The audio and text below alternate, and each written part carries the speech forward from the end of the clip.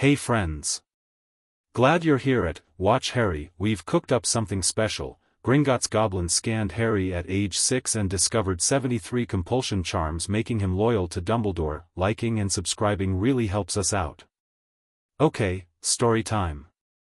Chapter 1, The Scan. The letter arrived on a Tuesday.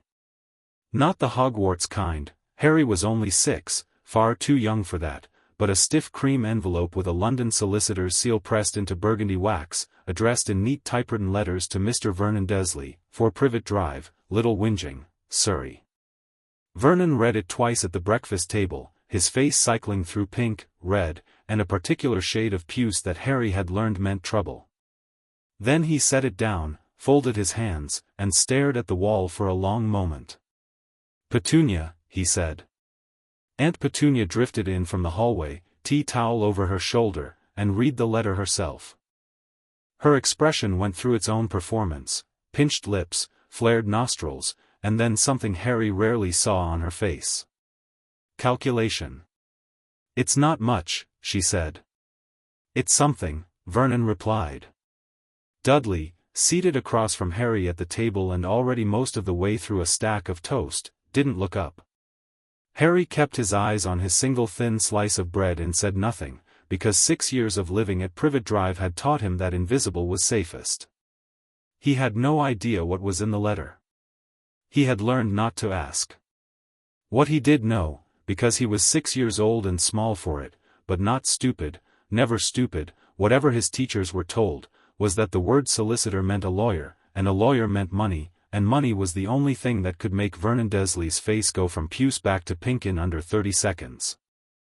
3 days later, on a grey Friday morning that smelled like rain and bus exhaust, Harry found himself standing on a London street he didn't recognize, his hand gripped tightly in Petunia's bony fingers, staring at the most extraordinary building he had ever seen. It was white marble, blazing against the overcast sky. It rose in tiers and columns, shining and absolute, wedged between an insurance office and a closed-up sandwich shop, as though it had always been there and the rest of London had grown up around it without quite daring to acknowledge the fact. Above the bronze doors, carved into the marble, were words Harry sounded out carefully under his breath. "Enter, stranger, but take heed of what awaits the sin of greed." "Don't read that," Petunia said sharply, tugging him forward. He read the rest of it anyway. The doors swung open before they reached them, not by any visible mechanism, just open, the way important doors in stories always were, and the cold air from inside rolled out to meet them. Harry's first impression of Gringotts Bank was height. The entrance hall was massive, the ceiling vaulted so high that the chandeliers hanging from it seemed to float in a different atmosphere entirely, burning with a cold white light that didn't flicker. His second impression was the goblins. He had never seen a goblin before. He hadn't known goblins existed, which was perhaps the most astonishing thing about them, that something so entirely other could exist in the world and nobody had ever told him. They were shorter than the adults, but not short, not exactly, with a compressed quality about them as though they contained more than their size should allow. Their faces were long and clever and very still. They worked at their high counters with focused intensity, and none of them looked up when the Dursleys entered. Petunia navigated toward an open counter with the grimly purposeful energy she brought to all things she found distasteful but financially necessary. Harry walked beside her, trying to look everywhere at once without turning his head too obviously. The floor was pale stone, polished mirror bright. Down at the far end of the hall, smaller doors were guarded by more goblins, and beyond those doors he could just see the beginning of something dark and deep, corridors, or tunnels, or something he didn't have a word for yet. "We have an appointment," Petunia told the goblin at the counter. Her voice had its company tone. "Mrs. Dursley. Regarding a trust account. Solicitor Harwick's office arranged it." The goblin, his nameplate red griphook, in small sharp letters, looked down at a ledger, then up at Petunia, then down at Harry. His eyes, which were very dark and very sharp, stayed on Harry for precisely 1 second longer than they stayed on anything else. Then he made a small notation with his quill. "The Potter Trust," Griphook said. His voice was dry and precise and completely toneless. "The child is Harry Potter?" "Yes," Petunia said, with an expression like she'd bitten a lemon. Vault 743. Heir access begins at age 11. Griphook set his quill down. However, the trust stipulates that periodic verification of the heir's well-being may be conducted by the bank. As the child is present, we are required by the terms of the Vault Charter to perform a standard scan. He looked at Petunia. "It is non-negotiable. It is also entirely harmless and takes approximately 4 minutes. A scan," Petunia repeated. "Standard goblin diagnostic. Part of the Vault Charter conditions. Had the child not accompanied you, we could not compel it. As he is here, we can." Griphook's expression didn't change. "You may wait in the hall." Petunia looked at Harry with the expression she normally reserved for finding spiders in the washing, then looked back at Griphook. She clearly wanted to refuse and couldn't find the mechanism to do it. After a moment she said, "Fine. 4 minutes." A younger goblin materialized at Harry's elbow. He genuinely couldn't tell where he'd come from, and said, "Follow me, please," in the same dry tone that seemed to be the universal goblin register, and Harry followed. The room they brought him to was small and off a side corridor, with stone walls and no windows and a single low chair in the center that looked like it had been carved from one piece of dark rock. There was a table with things on it that Harry didn't recognize, a shallow stone bowl, several instruments that looked like they might be tools or might be weapons, and a crystal that caught the white light and broke it into color across the floor. The goblin who'd brought him in, his nameplate said Brock, gestured at the chair. Harry sat down, because that seemed to be what was expected, and looked around with genuine interest rather than nerves. He was nervous, technically, somewhere underneath the looking. He was always technically nervous in new situations, because new situations at the Dursleys usually ended badly, but there was something about this room and the precise, serious way these creatures operated that made panic feel like the wrong response. They weren't unkind. They were just very, very focused. "This will not hurt," Brock said, picking up a small silver instrument from the table. It looked a bit like a compass, or like what a compass would look like if it had been designed by someone with very different ideas about what compasses were for. "It will show us your magical signature, your health, and any external magical influences on your person." "Hold still. What kind of external magical influences?" Harry asked. Brock looked at him. Most adults, when Harry asked a question, looked at him with a sort of reflexive irritation, as though being asked things by a 6-year-old was a minor imposition. Brock looked at him the way you'd look at a number that had come out unexpected, with interest rather than annoyance. "Charms," Brock said. "Curses. Bindings. Things placed on a witch or wizard from outside." He paused. "It is rare in children your age. The scan is largely a formality." "Oh," Harry said. "All right then." Brock moved the instrument in a slow, steady arc around Harry's head and then down each arm and across his chest. The crystal on the table pulsed once with a pale gold light, then again with something deeper, amber, then a dark copper. Brock's hand slowed. His eyes went to the crystal.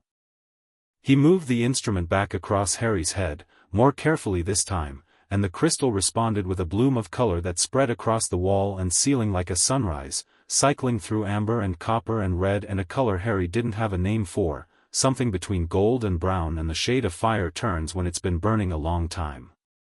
Brock stood very still for a moment. Then he crossed to the door and said something in a language Harry didn't know, clipped and angular, and the door opened, and he was talking to someone outside it. Harry sat in the chair and looked at the crystal, which had settled back into its pale baseline glow but was doing something irregular, a small, rhythmic pulse, like a second heartbeat, running underneath its normal light. 2 goblins came in. Then a third. One of them Harry hadn't seen before, older than the others, with deep-set eyes and a long face that had been lived in for a very considerable time. He looked at the crystal. He looked at the instrument in Brock's hand. He looked at Harry, and Harry looked back, and the old goblin's expression was entirely unreadable, which Harry found, oddly, more comfortable than most human faces. "Boy," the old goblin said. "I am Ragnok. I am the director of Gringotts." He pulled a second chair from the wall, Harry hadn't noticed it there, and sat down directly in front of Harry, close enough that Harry could see the extraordinary detail in his face, the lines and angles and the strange, quiet weight of his regard. "I am going to ask you some questions. You don't have to be frightened." "I'm not frightened," Harry said, which was mostly true. Ragnok looked at him for a moment in that assessing way, and something shifted at the corner of his expression, not quite a smile, but its structural cousin. "No," he said, "I can see that." "Good." He leaned back slightly. "What do you know about magic, Harry Potter?" "Not much," Harry said. "Strange things happen sometimes. When I'm upset or scared or really angry. I ended up on the school roof once. I didn't mean to." He paused. "Aunt Petunia said it was showing off." Ragnok looked at the crystal again. "Has anyone ever done something to you? A person, I mean. Something that felt strange, or like it was rearranging something inside you?" Harry thought about it. Genuinely thought about it, which was something he was better at than most 6-year-olds, partly because thinking was the one thing the Dursleys couldn't monitor or stop. "I don't remember anything like that," he said. "But I was a baby when I came to live with my aunt. I don't remember being a baby." "No," Ragnok said. "Of course not." He was quiet for a moment, and the room was very still. Then he said, "Harry, the scan has revealed something that requires me to be honest with you, even though you are 6 years old and this is an unusual conversation to be having with a 6-year-old. Harry straightened slightly. "All right. There are 73 separate compulsion charms on your magical signature," Ragnok said. He said it carefully, like a fact that needed to land cleanly rather than be cushioned. "Do you know what that means?" Harry shook his head. "A compulsion charm is a piece of magic placed on a person that shapes what they think, how they feel, what they want. Small ones are like preferences, you find yourself wanting something without knowing why. Larger ones are more like directions. You're pointed a certain way and you feel pulled to go that way and it feels like your own will because it has been there long enough to feel natural." Ragnok's eyes were steady on Harry's. "You have 73 of them. Some are small. Some are significant. Several of them specifically influence your feelings of loyalty and trust toward a particular individual." The room felt suddenly different to Harry. Not physically, the stone walls and the cool air and the pale light were exactly the same. But there was a quality to what Ragnok was saying that made the edges of things seem more distinct, like he'd been looking at the world through slightly fogged glass and someone had quietly, without ceremony, cleaned it. "Who?" Harry asked. Ragnok said, "A wizard named Albus Dumbledore." The name didn't mean much to Harry. He knew it distantly, one of the only Wizarding World names he'd ever heard, mentioned in hushed, reverent tones when Petunia occasionally, grudgingly, acknowledged that world existed at all. A great man. The greatest wizard of the age. The one who'd defeated, or played a role in defeating, the dark wizard who'd killed Harry's parents. "Why?" Harry asked, and he was proud that his voice was completely level. "That," Ragnok said, "is an excellent question. And one I intend to find the answer to." He stood up, and there was something in the way he moved, not dramatic, just certain, the certainty of someone who had made a decision and was already implementing it. "Harry, those charms can be removed. It is a long process. It cannot all be done today. But it can be done."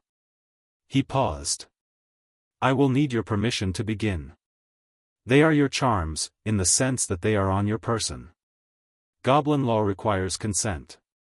"Yes," Harry said immediately. Ragnok raised one eyebrow. "You didn't even think about it," he said, and there was something in his voice that wasn't quite approval but was adjacent to it. "There are 73 things on me that someone put there without asking," Harry said. "Thinking about whether I want them gone seems like a waste of time." The old goblin was quiet for a moment.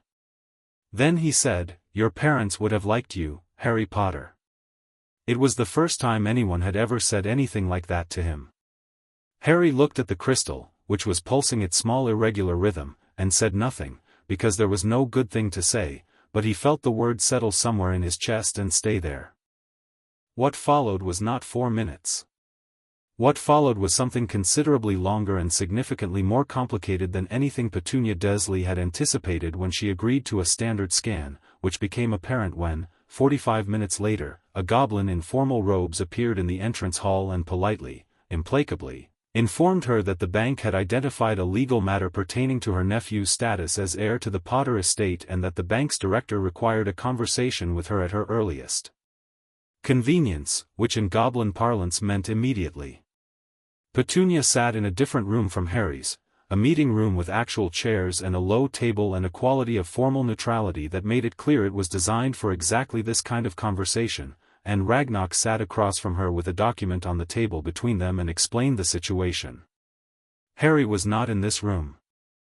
He was in the diagnostic room with Brock and 2 other goblins, who had begun the process of mapping each individual charm, cataloging them, understanding their structure, determining the order of removal. Harry sat in the stone chair and answered questions and occasionally asked his own, and Brock answered with the same direct economy he'd used from the start. Harry was learning a lot. He filed everything away with a systematic thoroughness that Brock noticed and quietly marked. In the meeting room, Ragnok laid it out for Petunia with the diplomatic precision of someone who had conducted thousands of difficult conversations and had no patience for softening things past the point of usefulness. "The Potter Vault Charter includes a standard heir protection clause," he said. "It is an old clause, written into the family trust 3 generations ago. It empowers the bank to act in the heir's interest if evidence of magical interference with the heir's person is discovered." He touched the document. "The clause is not symbolic. It carries legal weight. We have discovered evidence of significant magical interference. The bank is therefore required to act."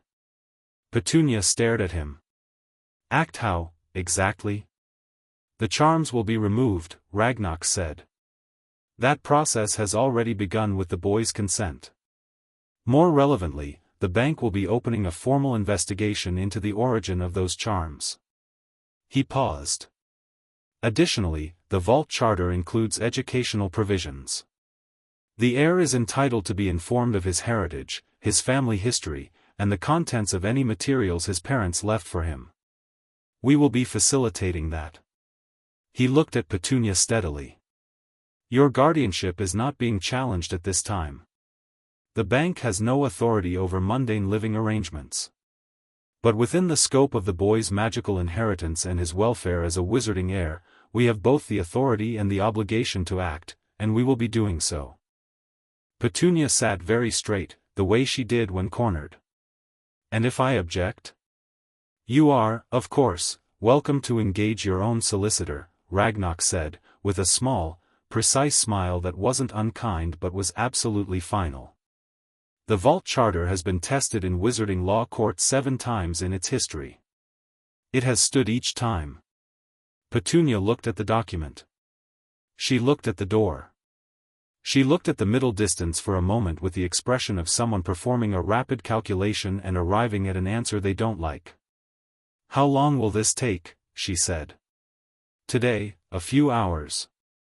We will also need to see the boy periodically over the next several months as the charm removal process continues." Ragnok folded his hands. "He will not be harmed. He will not be distressed. Whatever else you may think of us, Mrs. Dursley, Gringotts does not harm children." Something crossed Petunia's face at that, something quick and complicated that might, in another woman, have been guilt, and might, in Petunia specifically, have been the architectural cousin of guilt without quite becoming it. She looked at the table.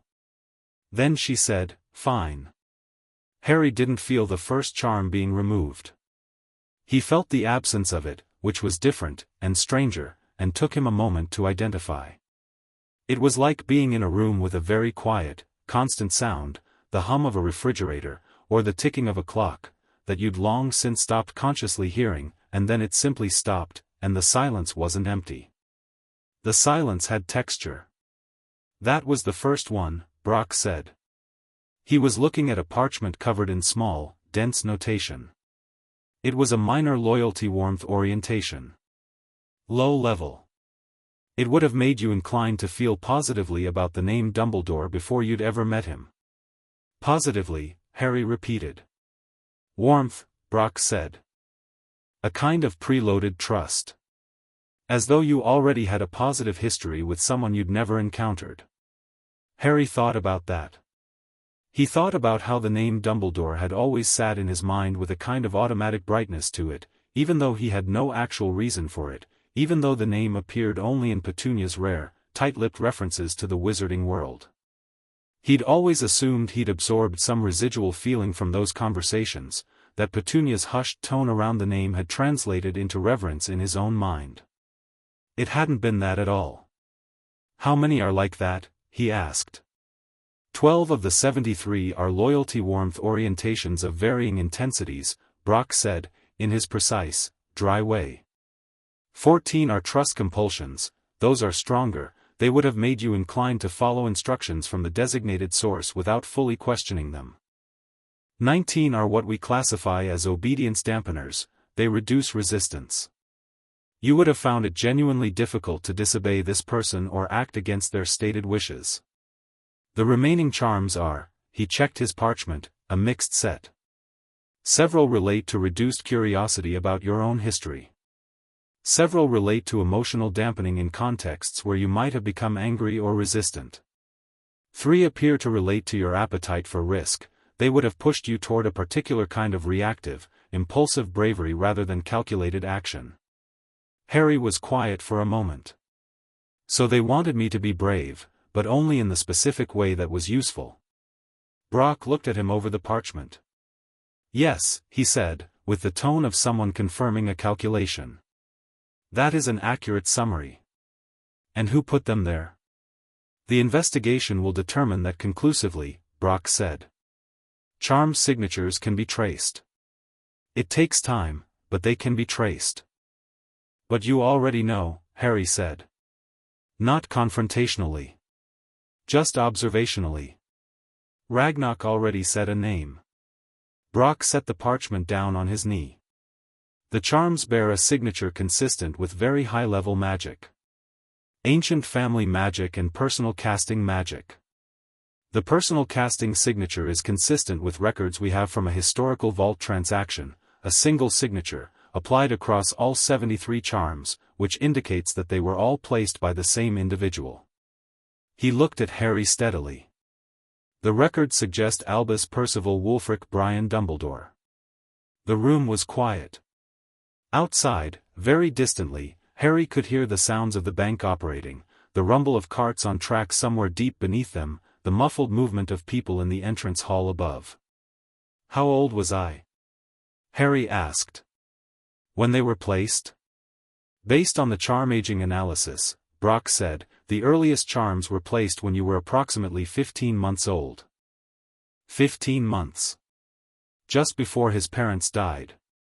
Or around that time, Harry thought, with a clarity that was almost clinical. Right around when everything happened. He sat with that for a moment.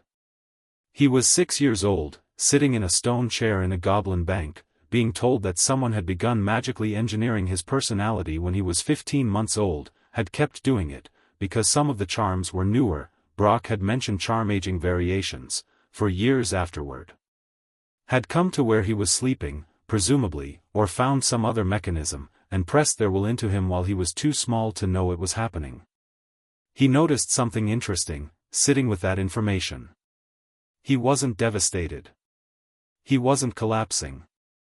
He felt, primarily, a very clear, very focused anger, which was cleaner and more useful than devastation, and underneath it something that was almost relief, because here was an explanation, at last, for the thing he had always dimly felt, the sense that some of his own feelings weren't entirely his own.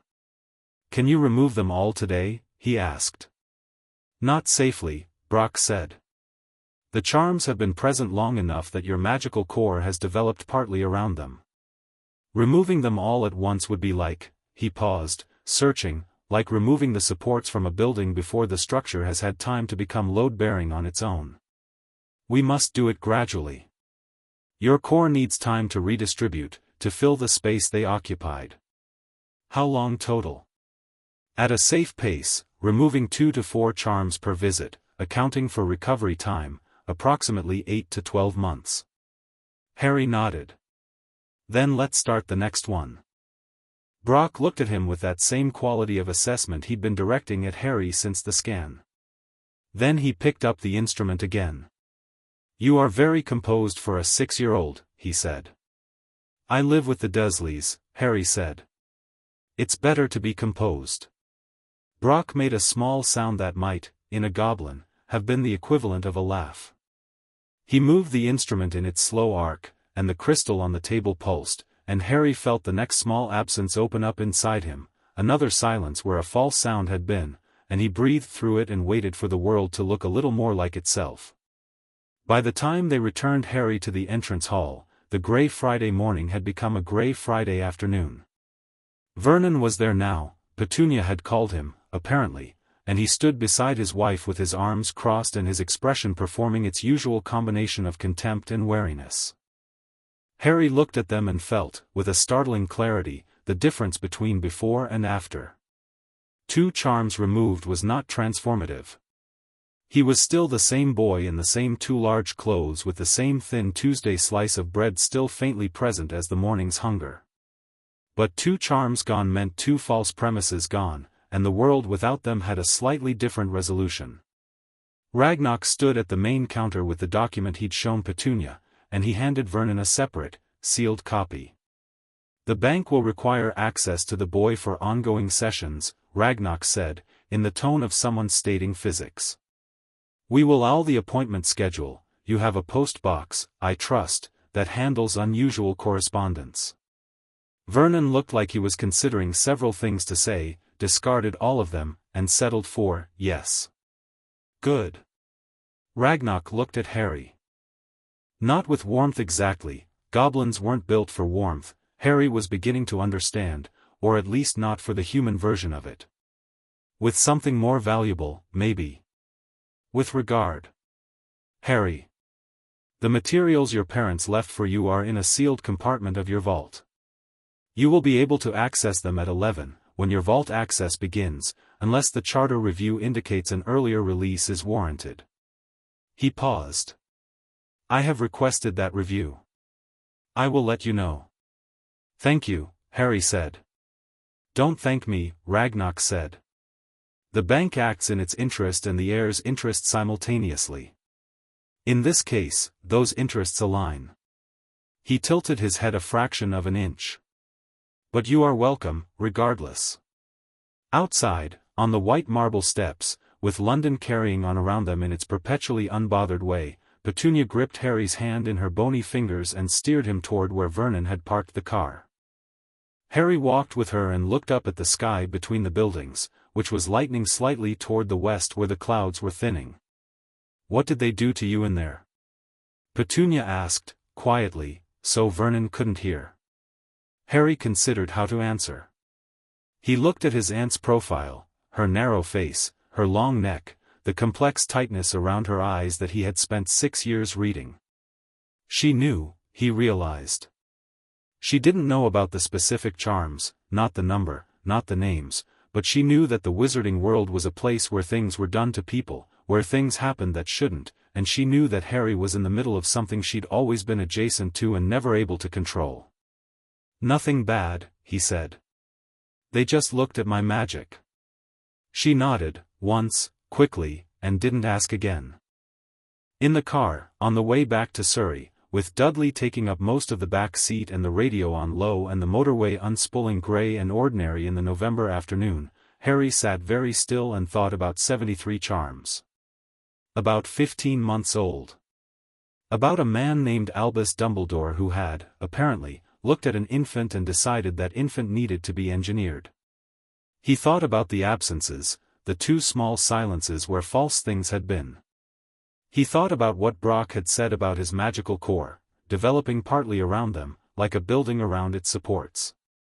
He thought about what the building would look like when the false supports were gone and the real ones had time to find their load. He didn't think about it with fear. He thought about it with the focused, patient curiosity he brought to everything he found genuinely interesting, which was most things, underneath the compulsions that had told him not to wonder about himself too much. The motorway went on. Surrey approached with its neat streets and its reasonable houses. The car smelled like Vernon's cologne and Dudley's crisps and the faint diesel undertone of every long car journey Harry had ever taken. He folded his hands in his lap and made a list, quiet and internal and entirely his own. The list had one item on it for now, with spaces below it for more. Find out everything.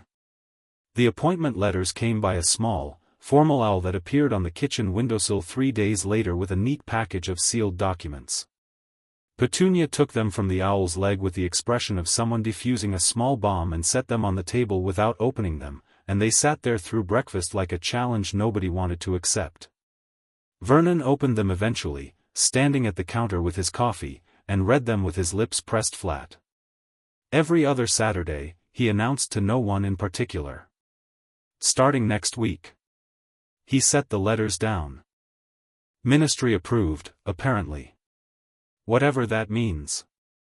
It meant, Harry understood, though he said nothing, that whoever Ragnok had called someone else, and that a paper trail had been started that was larger and more institutional than just a bank appointment. It meant Ragnok had moved quickly and thoroughly and had made sure the visits couldn't be simply refused or forgotten. Harry stored that away in his internal list under allies and added Ragnok's name to it. Every other Saturday, for the next 8 months, Harry made the trip to Gringotts. Sometimes with Petunia, who sat in the meeting room and read her magazine with fierce concentration. Sometimes, eventually, with just a Gringotts escort who picked him up from Privet Drive in an unassuming car that nobody on the street looked at twice. The goblin driver was always different but always had the same quality: competent, quiet, present. In the diagnostic room, charm by charm, the false architecture came down. Each one that went was its own specific absence. The obedience dampeners were the strangest. When those went, Harry felt a shift in the space behind his ribs, like a door in a room he hadn't known was closed swinging quietly open. He could feel the difference between instructions that made sense to him and instructions he was simply being compelled to follow, and the difference was significant, and identifying it felt like learning to read. The curiosity dampeners, when they went, were the most interesting of all, because their removal produced immediate effects. Questions he hadn't known he had came rushing in like water through an open channel, about his parents, about the war, about the scar on his forehead and what it actually was and why it sometimes hurt, about the name Dumbledore and its 7-year architecture of false warmth, about the prophecy that Ragnok mentioned one afternoon with careful precision, about everything. Brock answered what he could. What he couldn't or wouldn't, he said so plainly, without apology. What Harry couldn't get from Brock, he started getting from books. Ragnok had authorized access to the bank's reference collection, a library, technically, though the goblins called it something else in their own language, and Harry spent portions of his Saturday visits there, reading with the systematic appetite of a mind that had been underfed for 6 years and was now presented with a full table. He read about the magical world, its history and its politics and its social architecture. He read about the war with Voldemort and the various accounts of how it ended. He read about the Potter family and its history, which was old and complicated and substantially more significant than he'd been led to expect from the Dursleys, who described his father as an unemployed layabout. He read about Albus Dumbledore. That reading was the most careful and the most useful. Dumbledore was, by every account, a great man. This was stated so universally and with such consistency that it had the quality of a fact rather than an opinion. The sky is blue, water is wet, Dumbledore is great. He had defeated a dark wizard named Grindelwald in 1945 and turned down the post of Minister for Magic on multiple occasions. He was chief warlock of the Wizengamot. He was the supreme mugwump of the International Confederation of Wizards. He was headmaster of Hogwarts School of Witchcraft and Wizardry. He was, according to every source Harry read, the most powerful wizard alive. And he had placed 73 compulsion charms on a 15-month-old child. Harry read it all with the same level attention, the history and the reputation and the documented actions, and he constructed a picture that was careful and thorough and completely unencumbered by the 12 preloaded warmth orientations that had been gradually stripped away over 8 months of Saturday mornings. What he saw, when he looked without the compulsions, was a man of extraordinary intelligence and genuine conviction, a man who believed, absolutely, that he knew what the world needed, and who had arranged the world accordingly, and who was entirely capable of deciding that a child was a piece in a game and treating it as such. Not evil. Not cartoonishly wicked. Something more interesting and more dangerous, a man who was so thoroughly convinced of his own rightness that the question of whether he had the right to do something had simply never presented itself to him as meaningful. Harry finished the last relevant book on a Saturday in August, a week before his 7th birthday, and sat in the library with the afternoon light from the high windows making pale rectangles on the stone floor, and thought about it all for a long time. Then he went to find Ragnok. He found him in his office, which was a large room at the back of the bank's administrative wing with walls covered in ledgers and a desk covered in parchment and a quality of occupancy so total it was clear Ragnok basically lived there.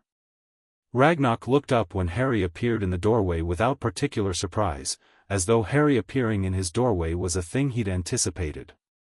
"Sit down," Ragnok said, gesturing at the chair across from his desk. Harry sat.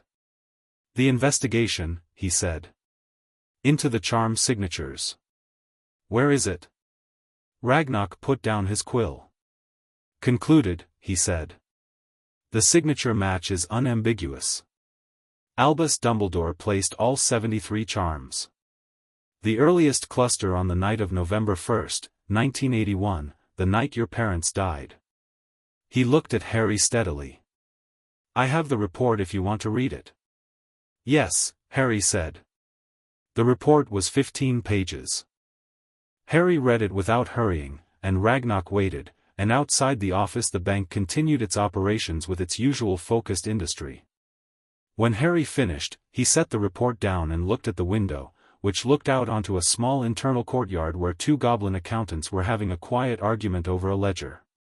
"He was there," Harry said. "The night my parents died. He was at Godric's Hollow." "He arrived shortly after," Ragnok said. "According to the charm dating, within 2 to 3 hours. He came to a murder scene," Harry said, "and instead of doing anything else, the first thing he did was put compulsion charms on the baby." "Yes." Harry was quiet. "He had a plan," Harry said, not asking it. "He appears to have had a plan," Ragnok agreed. "A plan that required me to grow up in certain ways. To feel certain things. To be a particular kind of person." Harry looked at Ragnok. "A particular kind of weapon." Ragnok said nothing, which was its own kind of answer. "The prophecy," Harry said. "Do you have it?" "The text?" Ragnok opened a drawer and removed a sealed document. "This is the bank's copy.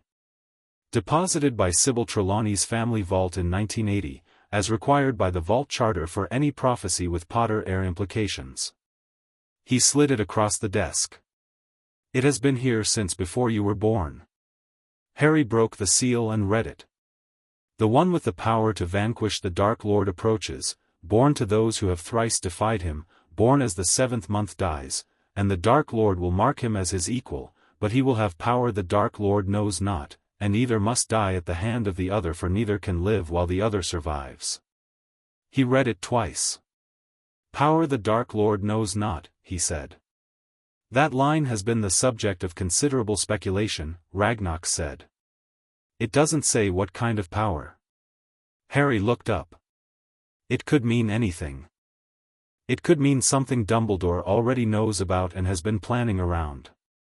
Or it could mean something Dumbledore doesn't know and can't plan around. He paused. Which means he's been keeping me under control partly because the prophecy has a variable he can't see. Ragnok tilted his head. You are 7 years old, he said, with something that was definitely not a smile but occupied the same space. I've had a lot of Saturday mornings, Harry said. He set the prophecy down on the desk and looked at it for a moment, then back at Ragnok. I need access to my vault materials early, he said. What my parents left. The Charter Review, where is it? It concluded last month, Ragnok said. In your favor. You may access the sealed compartment on your 8th birthday. He paused. I was going to tell you next week. Then I'll be here next week, Harry said. He stood up. He picked up his copy of the investigation report and folded it and put it in his pocket, because it was evidence and evidence was not something you left lying around. At the door he stopped and turned back. Ragnok, he said. Thank you. Actually. Not just today, for all of it. The old goblin looked at him across the parchment-covered desk with his deep, dark eyes and the unreadable lines of his extraordinary face. The bank acted in the heir's interest, he said. I know, Harry said. And I'm still thanking you. He went back down the corridor, through the library where he'd spent so many Saturday mornings, through the entrance hall where it had all started on a grey November Friday with his hand in Petunia's bony grip and the words on the marble archway that he'd read despite being told not to. The chandeliers burned their cold white light overhead. At the counters, goblins worked with their focused, unimpressed efficiency. The bronze doors swung open as he reached them, because important doors in stories always did. London was bright and unreasonable outside. Harry stepped into it, stood on the marble steps for a moment, and took a breath of the warm August air. 73 charms. And someone had thought that was enough. He walked down the steps toward the street where the unassuming car waited, and his shadow went ahead of him in the afternoon sun, sharper and longer than it had been this morning. Chapter 2, The Vaults. Harry turned 8 on a Tuesday. The Dursleys forgot, which was not unusual. Dudley's birthday in June had involved a party with 12 children, a hired entertainer, and a cake with 3 tiers. Harry's involved a bowl of cereal and the specific silence of a house that had collectively decided not to acknowledge something. He ate the cereal standing at the kitchen counter because the table was covered in Dudley's things, and he watched the garden through the window, and he thought about the sealed compartment in Vault 743. Petunia drove him to London. She didn't say anything on the way, which was fine. Harry watched the motorway give way to the city and thought through his list, which had grown considerably over the last 2 years. The list had sections now: things he knew, things he suspected, things he needed to verify, things he needed to do. It was organized in a way that would have surprised most people who knew him as the strange, quiet Dursley nephew, and would have alarmed Albus Dumbledore significantly. Ragnok met him personally at the entrance hall and took him down himself. The cart system was extraordinary. Harry had been down in it before, but only to the outer vaults for the charm sessions, and only on the slow carts that ran the upper levels.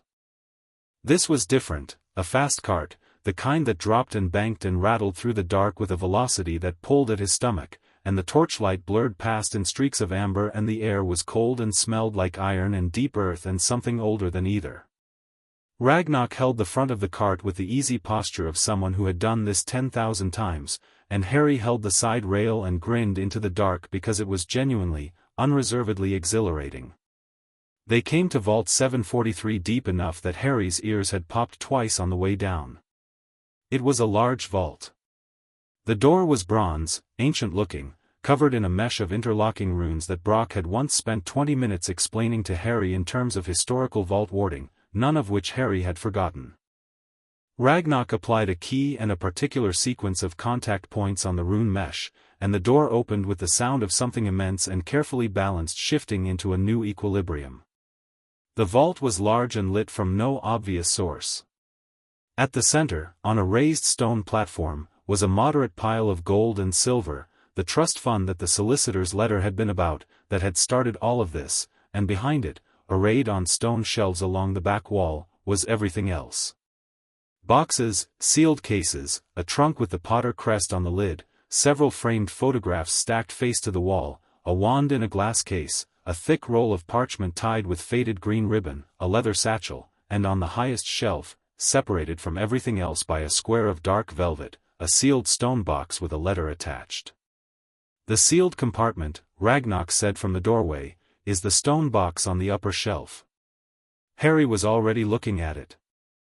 He walked past the gold and the boxes and the stacked photographs. He'd come back to those, he was absolutely coming back to those, and reached up for the stone box. It was heavier than it looked, cold against his palms, the stone a dark gray-green that had the quality of great age. The letter attached to it was sealed with red wax and the Potter griffin pressed into it, and his name was written on the front in a handwriting he'd never seen before. Harry. Just his name, in a hand that was confident and quick and slightly forward-leaning. He sat down on the stone floor of the vault with the box in his lap and looked at his name for a long moment. Then he broke the seal. The letter was 2 pages, front and back, in the same quick forward-leaning hand. Harry, if you're reading this, something has gone wrong. That sounds grim, but your mother and I agreed that grim is better than vague, so, if you're reading this, one or both of us is dead, and this letter was triggered by the sealed compartment being opened by your verified handprint. The goblins won't let anyone else open it, so if you're reading this, it's definitely you, which means you're real and you exist, and even if I can't quite believe we won't see it ourselves, that matters more than I can put into words. Some things you need to know. First, we loved you. This sounds obvious, but we're putting it first because everything else is complicated and we need you to have this one clean, simple fact before the complications arrive. We loved you completely and without condition, and there was nothing you could have done or been that would have changed that. Second, the war. You need to know about it from us, not from the version the Wizarding World is going to tell you, because the Wizarding World's version will be simplified and dramatic and politically convenient and partially wrong. Voldemort, yes, we're writing the name, your mother insisted, she has views about naming things, was not simply a monster who appeared from nowhere. He was a response to a world that had already decided certain lives were worth more than others. He took that idea and weaponized it, which was evil and inexcusable, but the idea itself was already there when he found it. Remember that when people talk about how the war is over. Ideas don't die with the people who use them. Third, and this is the complicated part, Albus Dumbledore. Harry, read slower here, the way you slow down before a section you've been approaching for a long time. He is brilliant and he is genuinely good in many of the ways that matter. He has sacrificed more than most people will ever know, and he cares about the world in a way that is real. We want to be fair to him because fairness is important even when it's uncomfortable. But there is something in him, a particular kind of certainty, that has, over time, become its own problem. He believes that he sees further and clearer than other people, and he is often right about that, and being often right about something is the most reliable way of becoming unable to recognize when you're wrong. He will have plans for you. If you're reading this in circumstances we anticipate, he will have been making plans for you since before you were born. He will believe those plans are for the best. He may even be partially right about that.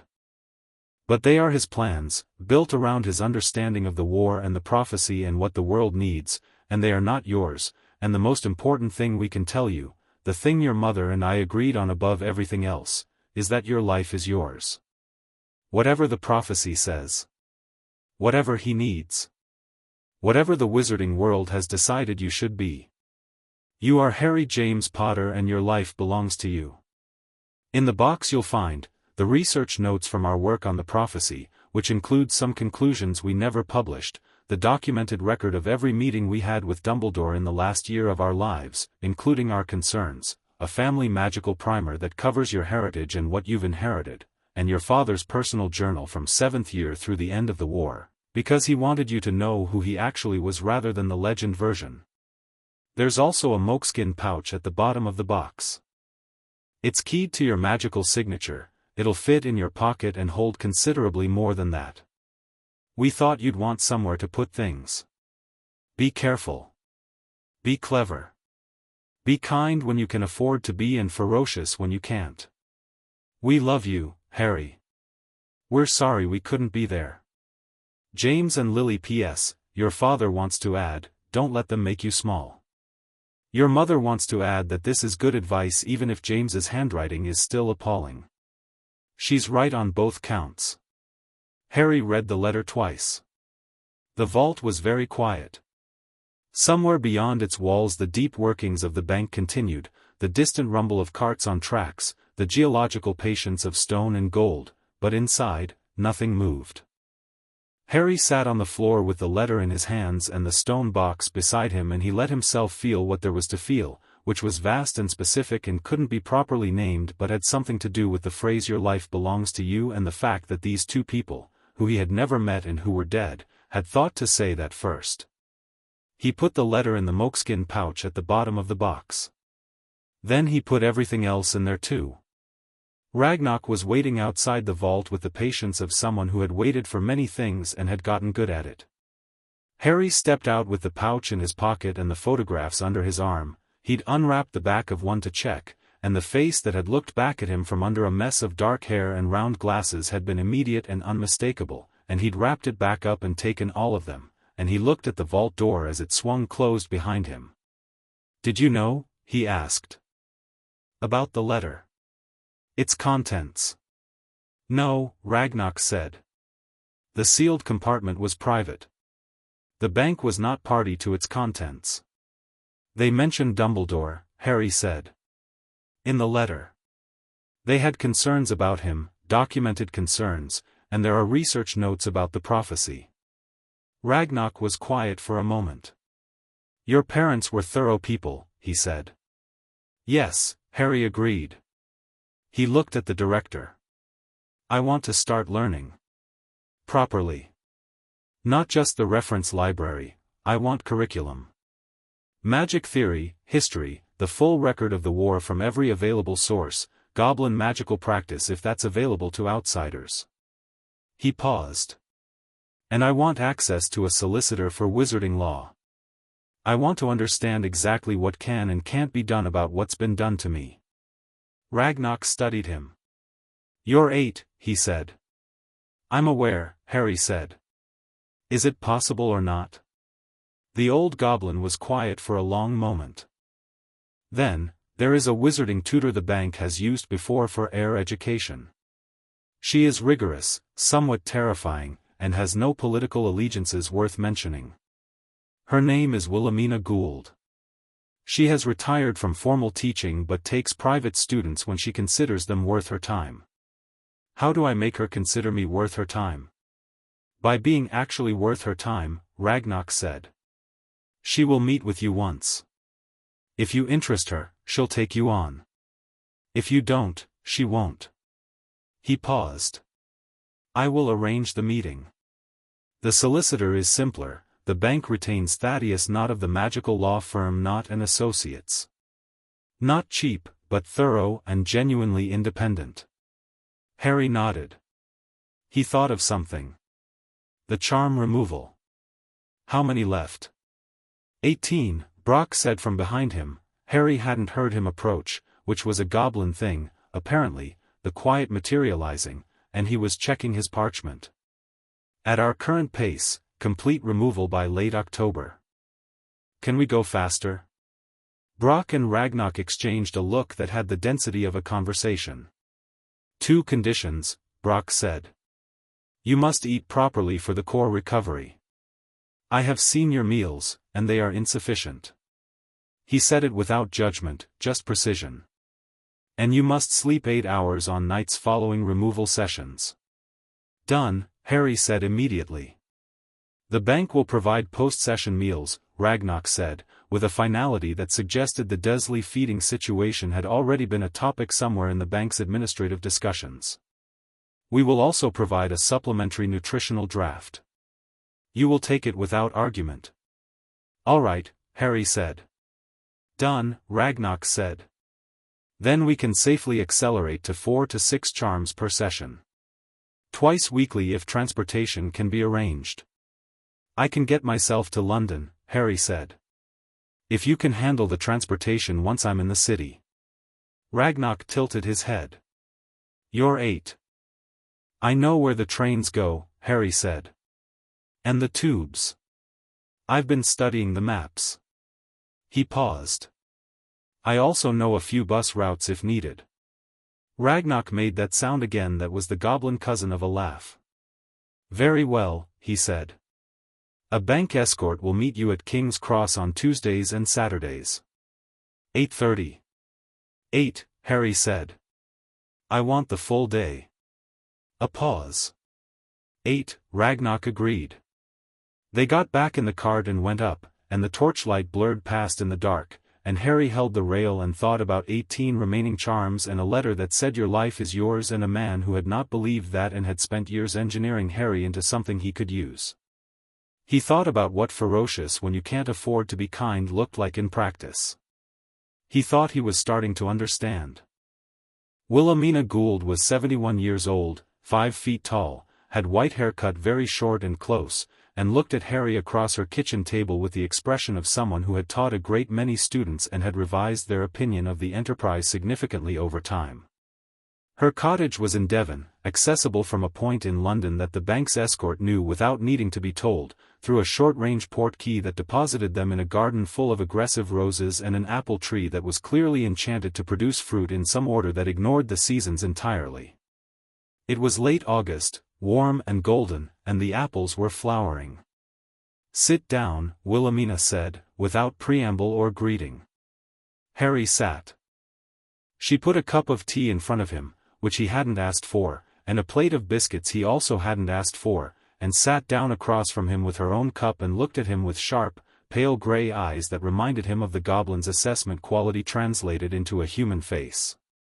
Ragnok tells me you want a proper education, she said. What does proper mean to you? Everything that exists, Harry said. Not a curriculum designed around producing a particular kind of wizard.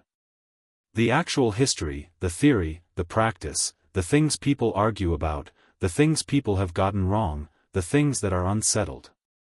He paused. I've been reading the bank's reference collection for 2 years. There are gaps. The gaps are interesting. What kind of gaps? Political history post-Grindelwald, Harry said. Which structures the entire context of the Voldemort War but is barely covered. Advanced magical theory above 7th-year curriculum. And goblin magical history, which doesn't appear in the standard reference texts at all despite being the oldest documented magical tradition in Britain. Wilhelmina looked at him over her cup. How old are you? 8 today, technically. And you've been reading the Gringotts reference collection for 2 years. Yes. How much of it? Most of it, Harry said. I've got about 40 books left. The ones in gobbledygook I haven't started because I don't have the language yet. There was a pause. You want to learn gobbledygook, Wilhelmina said, and it was not quite a question. Ragnok said it wasn't available to outsiders normally, Harry said. But I'm technically an heir of a very old vault and the bank has been, I think the word is invested, in my education for 2 years. I thought it might be worth asking. Another pause, longer this time. Then Wilhelmina set her cup down and looked at him with the specific expression of a teacher who has found, unexpectedly, a student worth the trouble. Tuesdays and Saturdays at the bank, she said. I'll be here on Mondays, Wednesdays, and Fridays. Portkey access from King's Cross. We begin with a diagnostic. I need to know what you actually know versus what you think you know, because those are frequently different things, and then we'll build from there. She picked up her cup again. I will not go easy on you because you're 8. I will expect the same standard I'd expect from anyone else, which means if you don't know something, you say so rather than guessing, and if you're wrong, you don't argue, you think about why you were wrong and adjust. Understood? Yes, Harry said. Good. She pushed the biscuits toward him. Eat something. You look like you haven't been properly fed in years. I haven't, Harry said, and took a biscuit.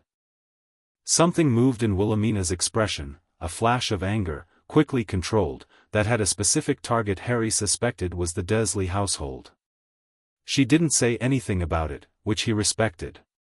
She refilled his tea instead, briskly, and opened a notebook and uncapped a pen and said, "All right. Tell me everything you know about the Statute of Secrecy. Start from the beginning and don't leave anything out." Harry told her. And somewhere around the third paragraph, when he referenced the secondary political context of the 1692 agreement in relation to the ongoing conflicts with European witch-hunting movements, she started writing things down, and the expression on her face shifted from assessment to something that was, Harry thought, genuine interest. He decided he liked Wilhelmina Gould. The next 14 months were the best of Harry's life. This was not, admittedly, a high bar given the life in question. But they were genuinely, substantively good in ways that had nothing to do with comparison. He was learning at a pace and depth that made the days feel full in a way they never had at Privet Drive, which had always had the quality of time that wasn't going anywhere. He slept well and ate well because the bank's nutritional drafts and Wilhelmina's cooking were both apparently taking the Dursley deficit as a personal challenge, and by the time his 9th birthday arrived he'd grown 2 inches and filled out enough that his clothes, for once, actually fit, because Wilhelmina had also, at some point without making a production of it, taken him to a second-hand shop in Exeter and told him to pick things that were his size. At Gringotts, the charm removal finished in late October of his 8th year, 18 charms in the space of 2 months, an aggressive pace that left him tired but clear. He remembered the last session vividly. The final charm being drawn out was one of the obedience dampeners, a heavy one of the ones that had been there since that first night at Godric's Hollow. When it went, the absence was the largest he'd felt, a door opening in a room he hadn't known existed, and beyond it something that was simply, cleanly, him. He sat in the stone chair afterward and breathed, and Brock put down his instrument and said, "That's all of them," and Harry exhaled for what felt like the first time in his life. "How do I feel?" Brock asked, which was actually his standard post-session question, checking for adverse effects. "Angry," Harry said. "Not with heat, just factually." "That's normal," Brock said. "And healthy, in context." "I know," Harry said. "I'm not worried about it." He wasn't. The anger was clean. It had a shape and a source and it wasn't going to make him stupid. He knew exactly what it was, the natural feeling of a mind that had just fully understood the scope of what had been done to it, and he filed it under fuel and moved on. Thaddeus Knott, the bank's solicitor, was a thin, precise man in his 50s who wore robes that were expensive in an understated way and had the quality of someone who had read every law that had ever been written and had opinions about all of them. He came to the bank once a month and met Harry in Ragnok's office for an hour, and the hour was invariably dense. The situation, Thaddeus said in their third meeting, organizing a stack of documents into a sequence, is legally complex in ways that are interesting rather than despairing. Let me walk you through it. Harry had a notebook. He used it. The charms constitute, under Section 47 of the Magical Persons Protection Act of 1923, non-consensual magical interference with a minor's person. This is a serious offense. The complicating factor is the status of the individual responsible. Dumbledore is chief warlock of the Wizengamot, the court that would normally hear such a case. Thaddeus looked up. He would, in theory, be presiding over his own prosecution. Which means the Wizengamot route is compromised, Harry said. Yes. However. Thaddeus allowed himself a small, precise smile. Section 47 has a secondary provision, little used, largely because the situation rarely arises, allowing for petition directly to the International Confederation of Wizards in cases where the domestic court is compromised by conflict of interest. Dumbledore is supreme mugwump of the ICW. He's also there, Harry noted. He is also there, Thaddeus agreed. Which leaves us, for now, in the position that direct legal prosecution is premature. We do not have the institutional leverage to pursue it successfully at this time. He looked at Harry over his documents. What we do have is the documented record. The investigation report. The charm signatures. The timeline. These exist, they are preserved, and they are ours. Documentation for later, Harry said. Precisely. Timing matters significantly in legal strategy.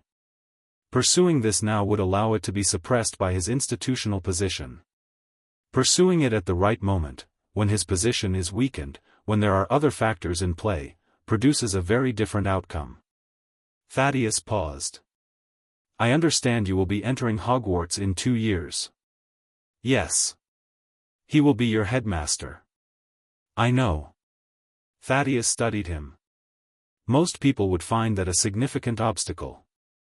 Most people haven't spent 2 years studying him specifically, Harry said.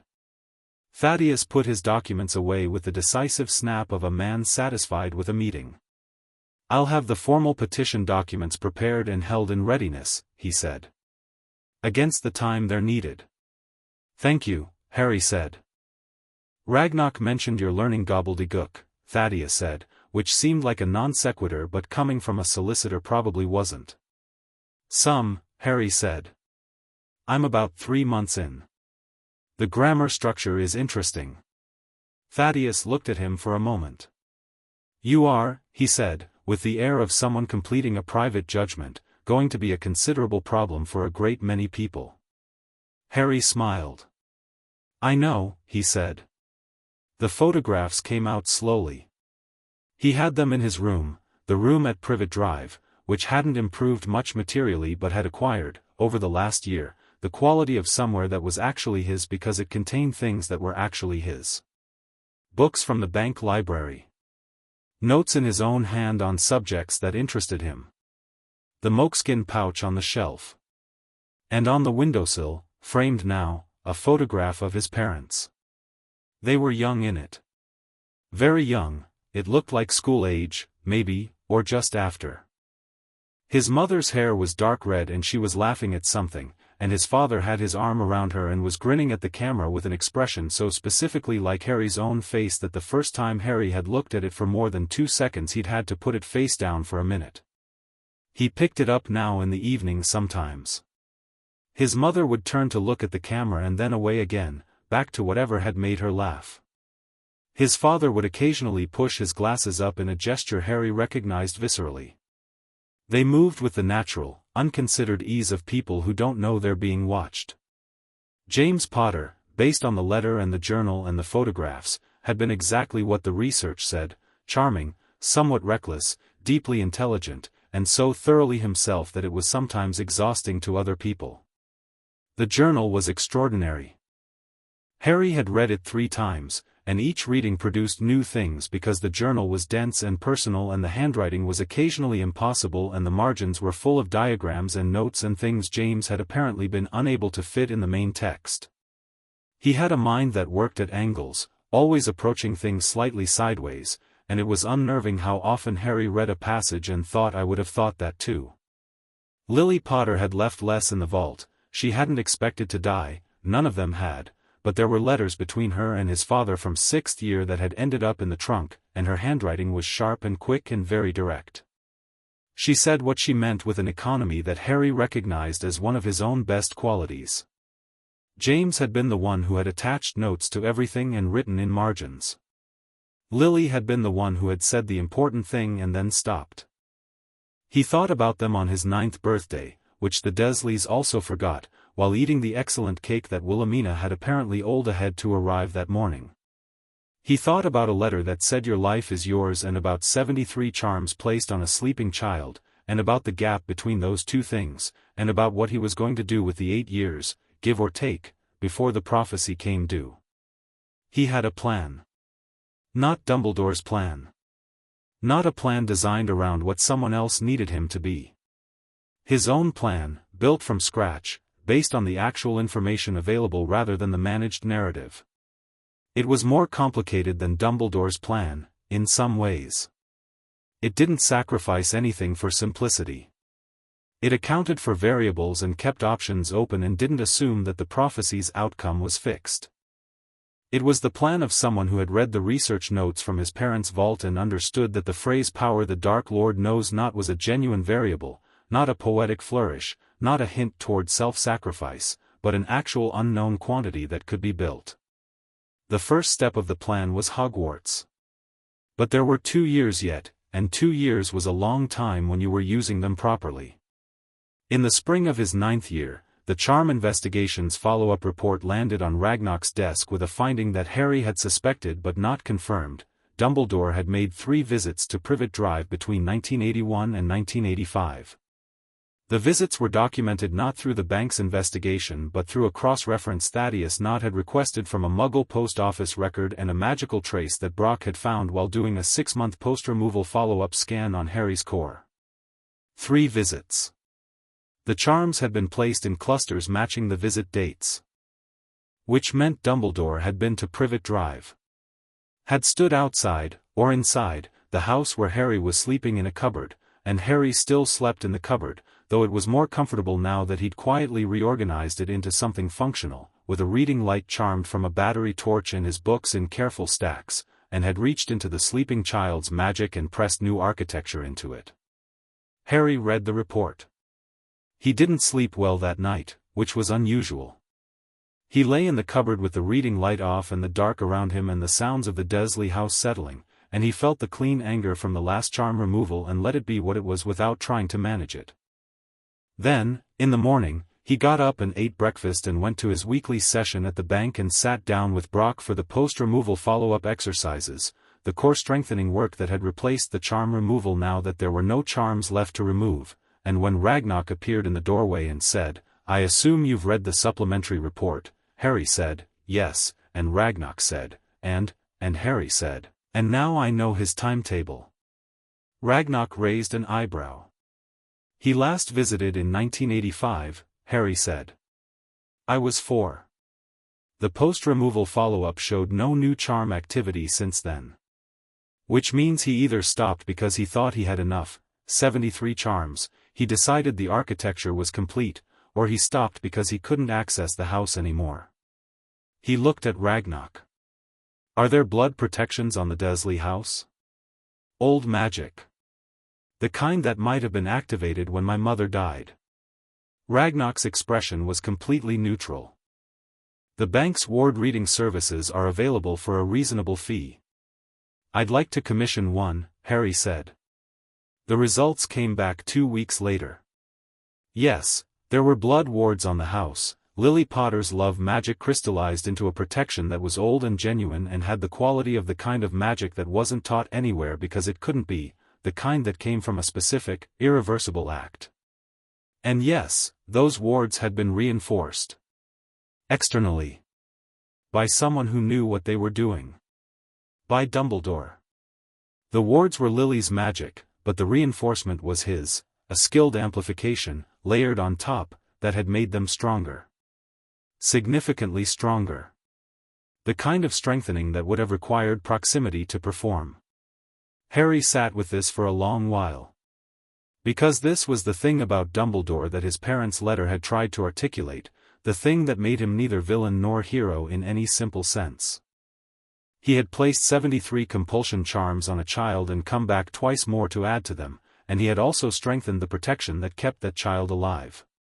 He had engineered a personality and also reinforced the walls that sheltered it. He had played a game with a life that wasn't his, and also genuinely, demonstrably, tried to keep that life from ending. Not contradiction, Harry thought.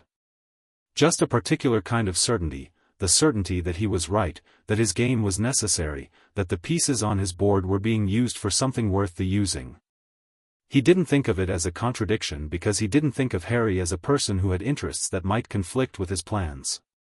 He thought of Harry as a function. That, Harry thought, was the mistake. He wrote it in his notebook, right at the top of the section on Dumbledore. "He doesn't think I'm a person. He thinks I'm a role. And below it, the moment I stop performing the role, he will not know what to do." He was looking forward to that moment quite considerably. Sirius Black was in Azkaban. Harry had known this since the reference library, where the account of the war's end mentioned it in a half-paragraph, the Potter's betrayer, their secret keeper turned traitor, 12 Muggles and Peter Pettigrew killed on a public street, Sirius Black arrested and sent to Azkaban without trial. Without trial. He'd read that twice and gone back and read it again. He'd read it in the context of the documentation his parents had left, the meeting records with Dumbledore, which included 3 references to Sirius Black as godfather, trusted, the man they would want caring for Harry if anything happened. He'd read it in the context of his father's journal, where Sirius appeared constantly, the running presence of a person deeply loved, and read as someone who was fundamentally, structurally incapable of betrayal. He'd sat with the case file that Thaddeus pulled from the Wizarding Legal Archive, which turned out to be shockingly thin, just a ministry record of arrest and transport and sentencing, no trial documentation because there was none, and he'd looked at the charge and the evidence. The evidence was, Sirius Black was present when the explosion happened. 12 Muggles were dead. Peter Pettigrew was dead, except for a finger. Sirius Black was laughing when the Aurors arrived. Not confessing. Not explaining. Laughing. Harry had thought about that for a long time. He'd thought about it in the context of his father's journal, where James had written once, in the winter of 1979, Sirius found out about Moody's theory that there was a spy in the Order and his first instinct was to write it all out on a piece of parchment and start working through it methodically with a butterbeer. He's like that, he goes funny when things are genuinely terrible. Peter falls apart. Remus goes quiet. Sirius goes methodical. I don't know if that's better or worse, but it's his. Goes methodical. Or, Harry thought, goes beyond reaction entirely and into the particular kind of laughter that isn't humor but is the sound a mind makes when it's been ambushed by something too large to process. I want to request the Azkaban visitor records for Sirius Black, he told Thaddeus. And whatever documentation exists for his sentencing. And the testimony transcripts from the inquiry into the Potters' deaths. Thaddeus looked at him. You're 9. He's my godfather, Harry said. He might be innocent. Thaddeus was quiet for a moment. The visitor records are a straightforward request. The sentencing documentation, there isn't much, as I understand it. Because there was no trial, Harry said. That is, Thaddeus stopped. Started again. That is what the archive suggests. He was sent to Azkaban without a trial, Harry said. For a crime that could only be established circumstantially. In the context of a war where the ministry was doing essentially whatever it felt like. He met the solicitor's eyes. If the evidence doesn't support the conviction and there was no trial, what does that mean legally? Thaddeus Knott, who had been a magical solicitor for 30 years and had seen a considerable number of things, went very still. Then he said, carefully, it would mean the conviction is legally void. It would mean he is being held without legitimate basis. Another pause. It would also mean that whoever was responsible for the arrest and the lack of trial bears significant legal liability. Pull everything, Harry said. Every available document. Let's build the file. He said it the way he said most things, calmly, with the specific certainty of someone who has thought through a situation thoroughly and arrived at a clear next step. But underneath the calm was something warmer, something that had his father's journal in it and a 2-page letter that had said we loved you and a sense of a man who was in a prison for a crime he very likely hadn't committed while the person responsible for putting him there had reinforced the wards on a house where Harry was sleeping in a cupboard. He was going to get Sirius Black out of Azkaban. He didn't know exactly how yet. He was 9. Some things required time and leverage and the right moment. But the file would be ready, and the argument would be airtight, and when the moment came he'd be ready to move. The plan had a second step now. Summer turned and the year went, and Harry turned 10 in a kitchen where, this time, there was a small cake because Petunia, and Harry still didn't entirely understand this, but had stopped expecting people to be entirely consistent, had gone to the bakery and bought one. Not big. Not decorated. But it was there when he came downstairs, and his aunt was standing at the counter with her tea, and she didn't say happy birthday, but she met his eyes for a moment in a way that carried the weight of something she didn't know how to say, and Harry ate the cake and didn't make it into more than it was. At Gringotts, Ragnok told him his Hogwarts letter would arrive in a year. "I know," Harry said. "Dumbledore will be expecting a particular kind of student," Ragnok said. "One shaped by the charms. Compliant. Trusting. Oriented toward specific people and specific choices." "I know," Harry said again. "You will not be that student." Harry looked at Ragnok, who was looking back at him with the deep, dark eyes and the unreadable face and the quality of someone who has made a significant investment and is genuinely uncertain about some of the variables. "No," Harry said. "I won't."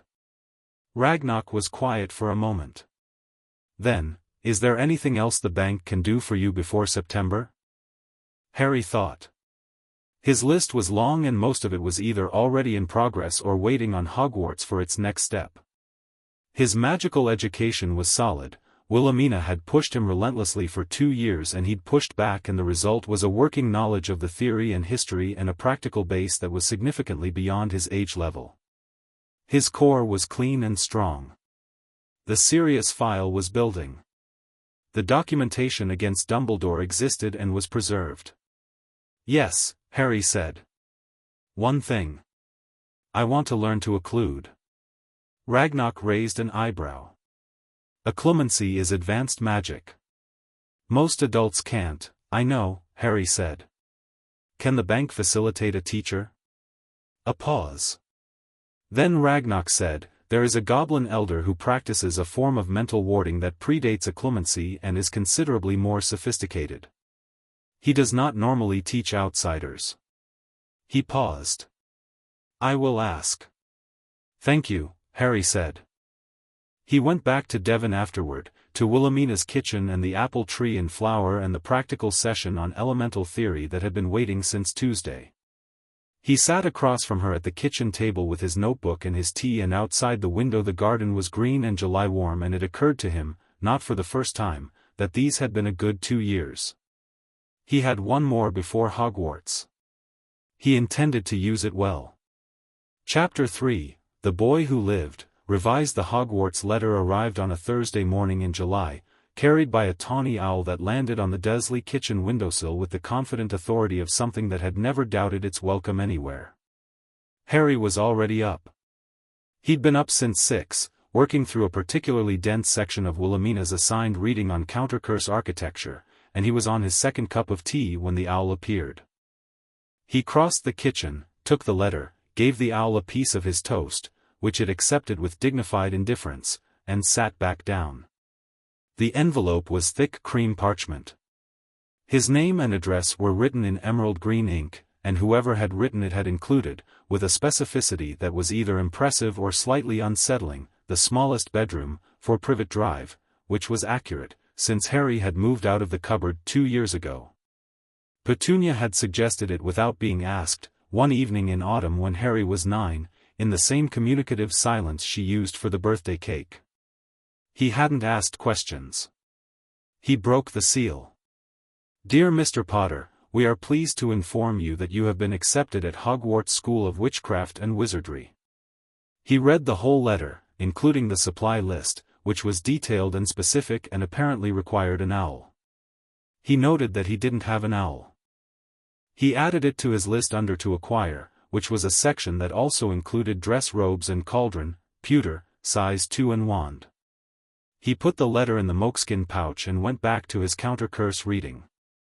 Vernon found the owl on the kitchen windowsill 20 minutes later and made a sound like a man who has sat on something unexpected, and Petunia came in from the hallway, and there was a brief exchange about the owl and what it signified and what they were going to do about it, which Harry listened to from behind his book without contributing, because the answer to what are we going to do about it was already determined and didn't require their input.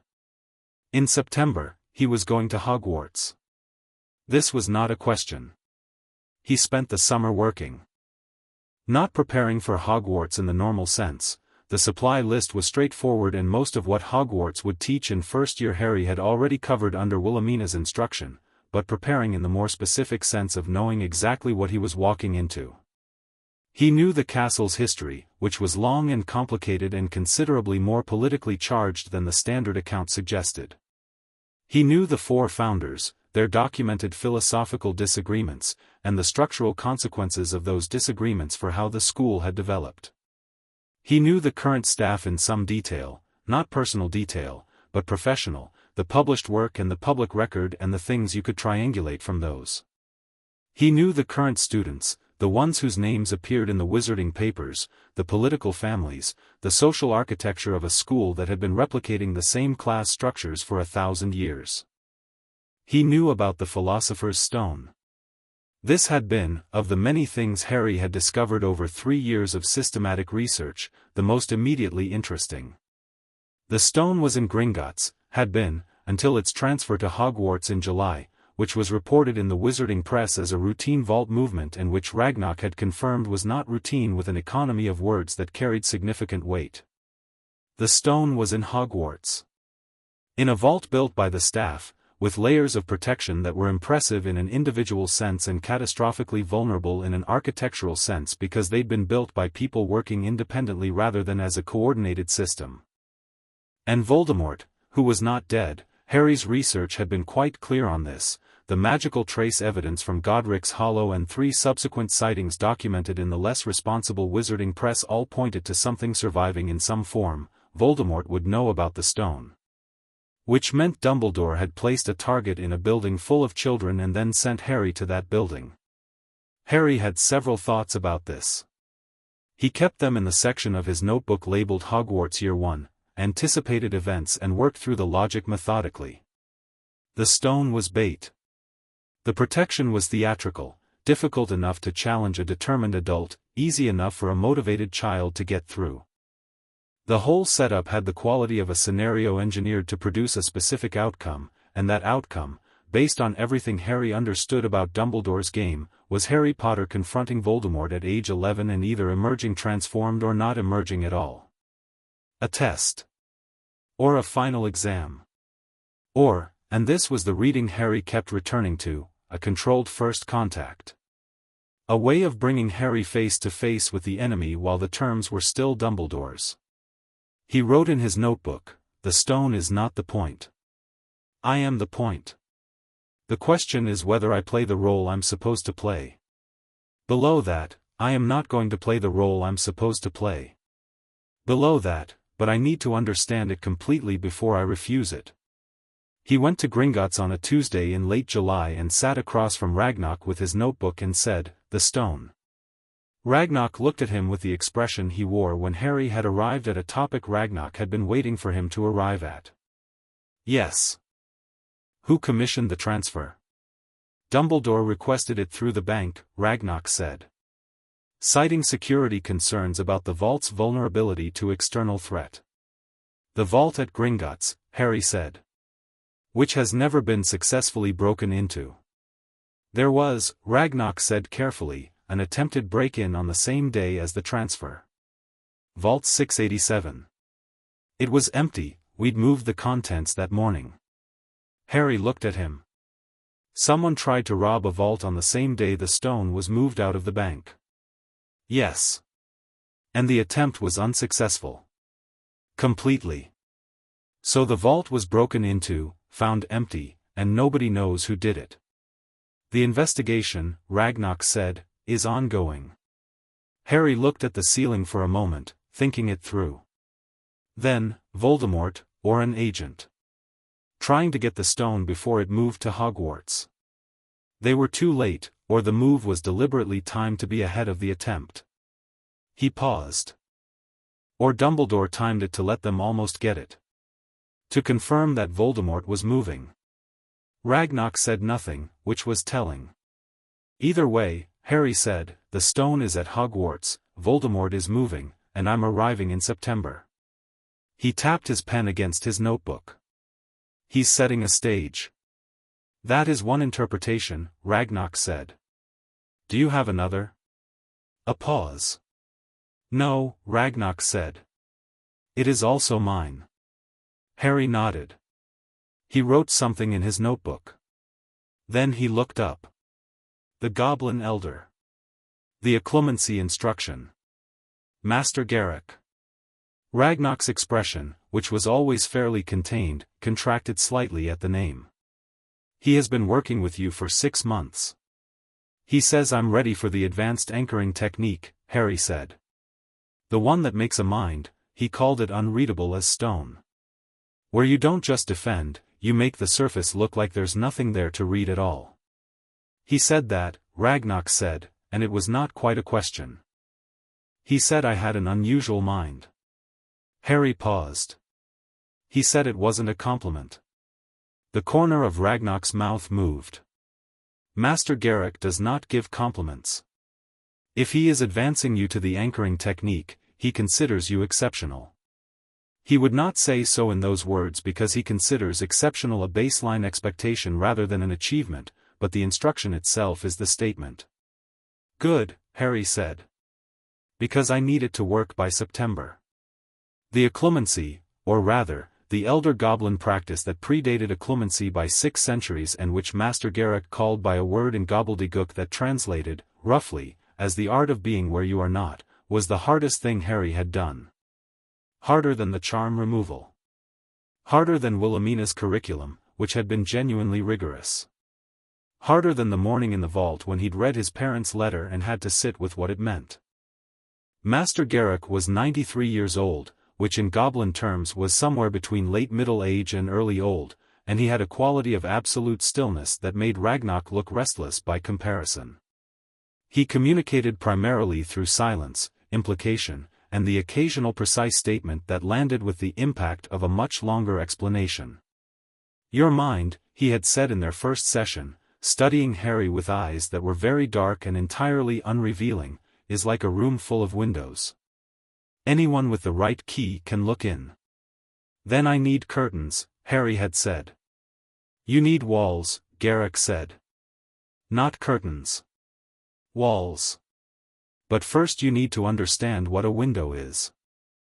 The first 3 months were entirely theoretical, understanding the structure of thought, the way a mind presented itself to external magical inspection, the difference between active defense and the deeper stillness of a mind that showed nothing because it had learned to be nothing, on the surface, while remaining fully itself below.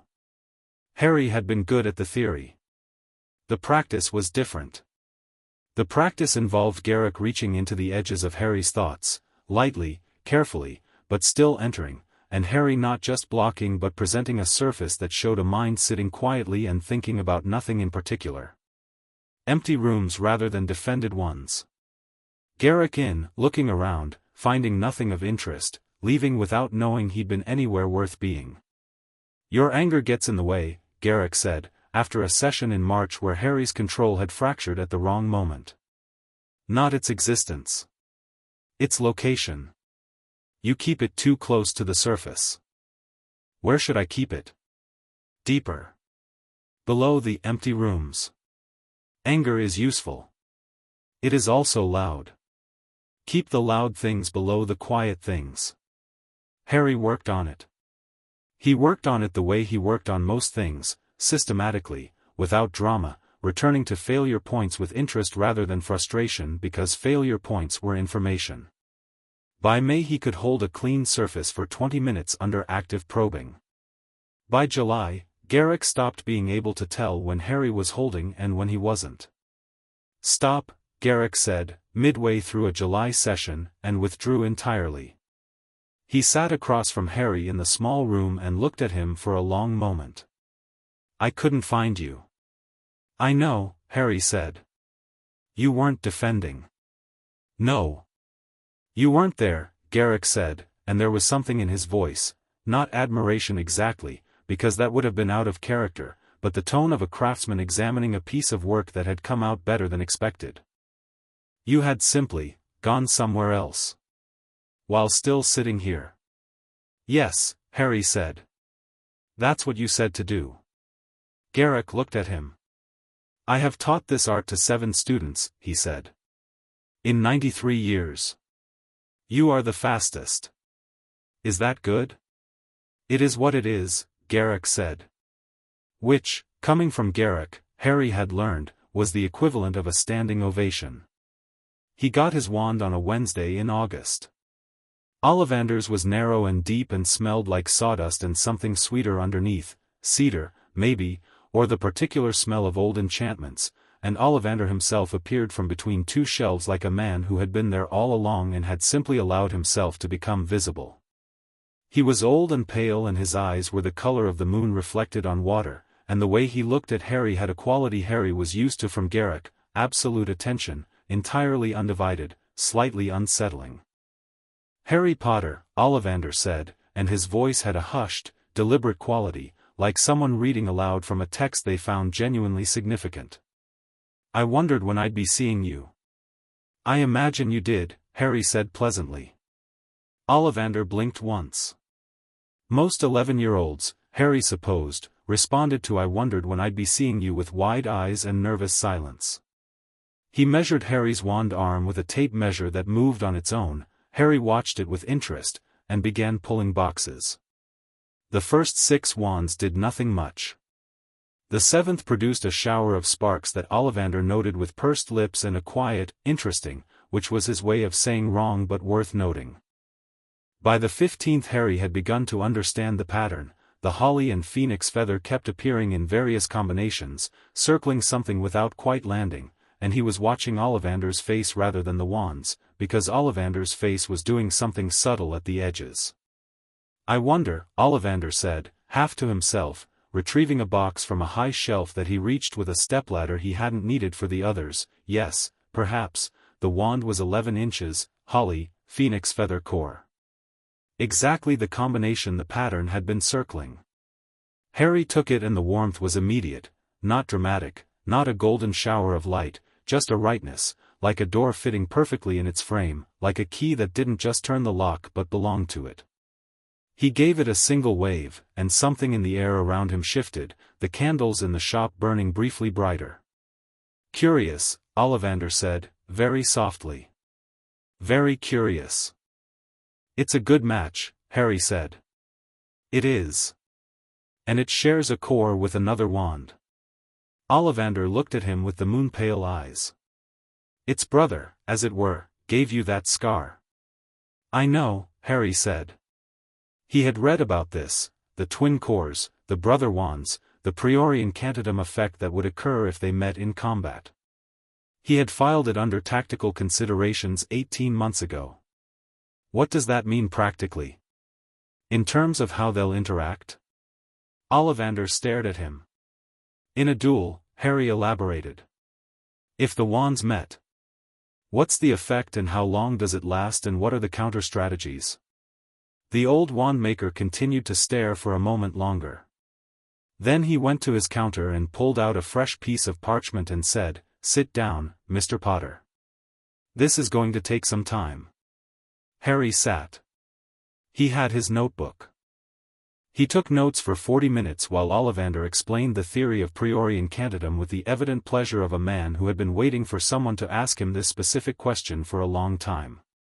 When they were done, Harry had 4 pages of dense notes and a clear action plan for how to handle the brother wand issue, which involved a secondary wand or a specific sequence of spells to break the connection if it initiated.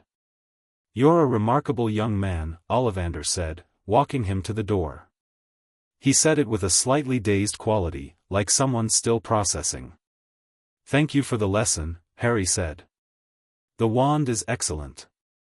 He paid from the trust fund. The goblins had set up a straightforward transfer process for Hogwarts supply shopping, and stepped out onto Diagon Alley in the August heat.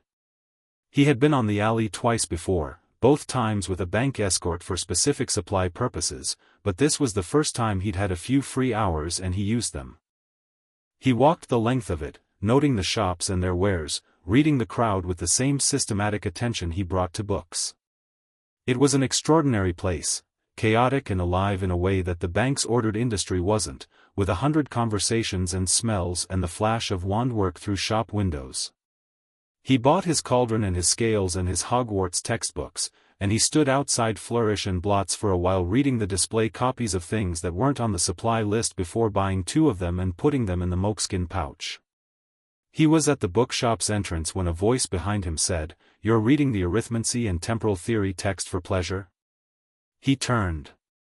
The girl was about his age, with a great deal of bushy brown hair and very observant brown eyes, holding 3 books under her arm and looking at him with an expression that was half assessment and half excitement at having found something interesting. "And the Advanced Rune Translation Companion," Harry said, showing the second book. "The arithmancy one has a structural problem in Chapter 7, but the appendix is good." The girl's eyes went wide. Then she did something unexpected. She laughed, a genuine, delighted laugh that suggested she'd found exactly the kind of person she'd been hoping to find in a bookshop. "I bought it too," she said, pulling it from under her arm. "I circled the Chapter 7 problem. My parents didn't understand why I was so annoyed about it." "It breaks its own logic," Harry said. "The author establishes a closed set in Chapter 3 and then acts like it's open in Chapter 7. "Exactly," she said, with the specific relief of someone who has had a complaint validated. She adjusted her books. "I'm Hermione Granger. I'm Muggle-born. Are you going to Hogwarts?" "Harry Potter," he said. "Yes." Hermione Granger opened her mouth, closed it, and then did something admirable. She recovered faster than most people did from his name, visibly, in real time, pressing through the moment of recognition and arriving somewhere more useful. "You already knew about the Chapter 7 problem," she said, which was apparently what she'd decided was the relevant information. "I've been studying for 3 years, Harry said. "Me too." She paused. "Where did you study?" "I've been working through everything I could find, the Hogwarts textbooks, obviously, but also the supplementary reading, and I found a reference to a text on magical history that I can't seem to locate anywhere, the Gamp's Law expansions?" Harry said. "Yes." "Do you know where?" "Bank library," Harry said. "I can write out the relevant sections if you'd like. It's not in print anywhere I know of, but the notes cover the core arguments." Hermione stared at him. "Bank library," she said. "Gringotts. Long story." He paused. "Are you here with your parents?" She gestured toward a couple by the counter, a pair of pleasant-looking people who had the slightly overwhelmed expression of muggles navigating a magical bookshop with genuine goodwill and not quite enough context. "We've been here all morning," Hermione said. "They're being very patient." "I'm done with the supply list," Harry said. "If you want to compare notes sometime before September." "Yes," Hermione said immediately, with the speed of someone answering before they've finished hearing the question. Then, slightly more controlled, "I mean. Yes. That would be very useful." She pulled a Muggle notepad from her bag, which Harry noted with approval, and wrote down an address. "We're in London until the end of August." "Owl me." "I'll owl you," Harry said. He pocketed the address, said a brief, pleasant hello to Mr. and Mrs. Granger, who were clearly trying to be normal about a situation they were still calibrating, and went back out into the alley's August heat. Hermione Granger. Muggle-born, observant, quick, already ahead of her year level and clearly hungry for more. He turned her over in his mind with genuine interest. She would arrive at Hogwarts without the social architecture that shaped most of the others, no family position, no inherited alliances, no debt to any of the established wizarding factions. Just a very sharp mind looking for a way in. He thought she might be important. He added her to his mental file under a new section he hadn't had before, which he labeled, for lack of a better word, "People I Actually Like." He owed her 3 days later with 15 pages of notes on Gamp's Law and a question about a problem in magical theory by Adalbert Waffling that he'd been turning over for a month.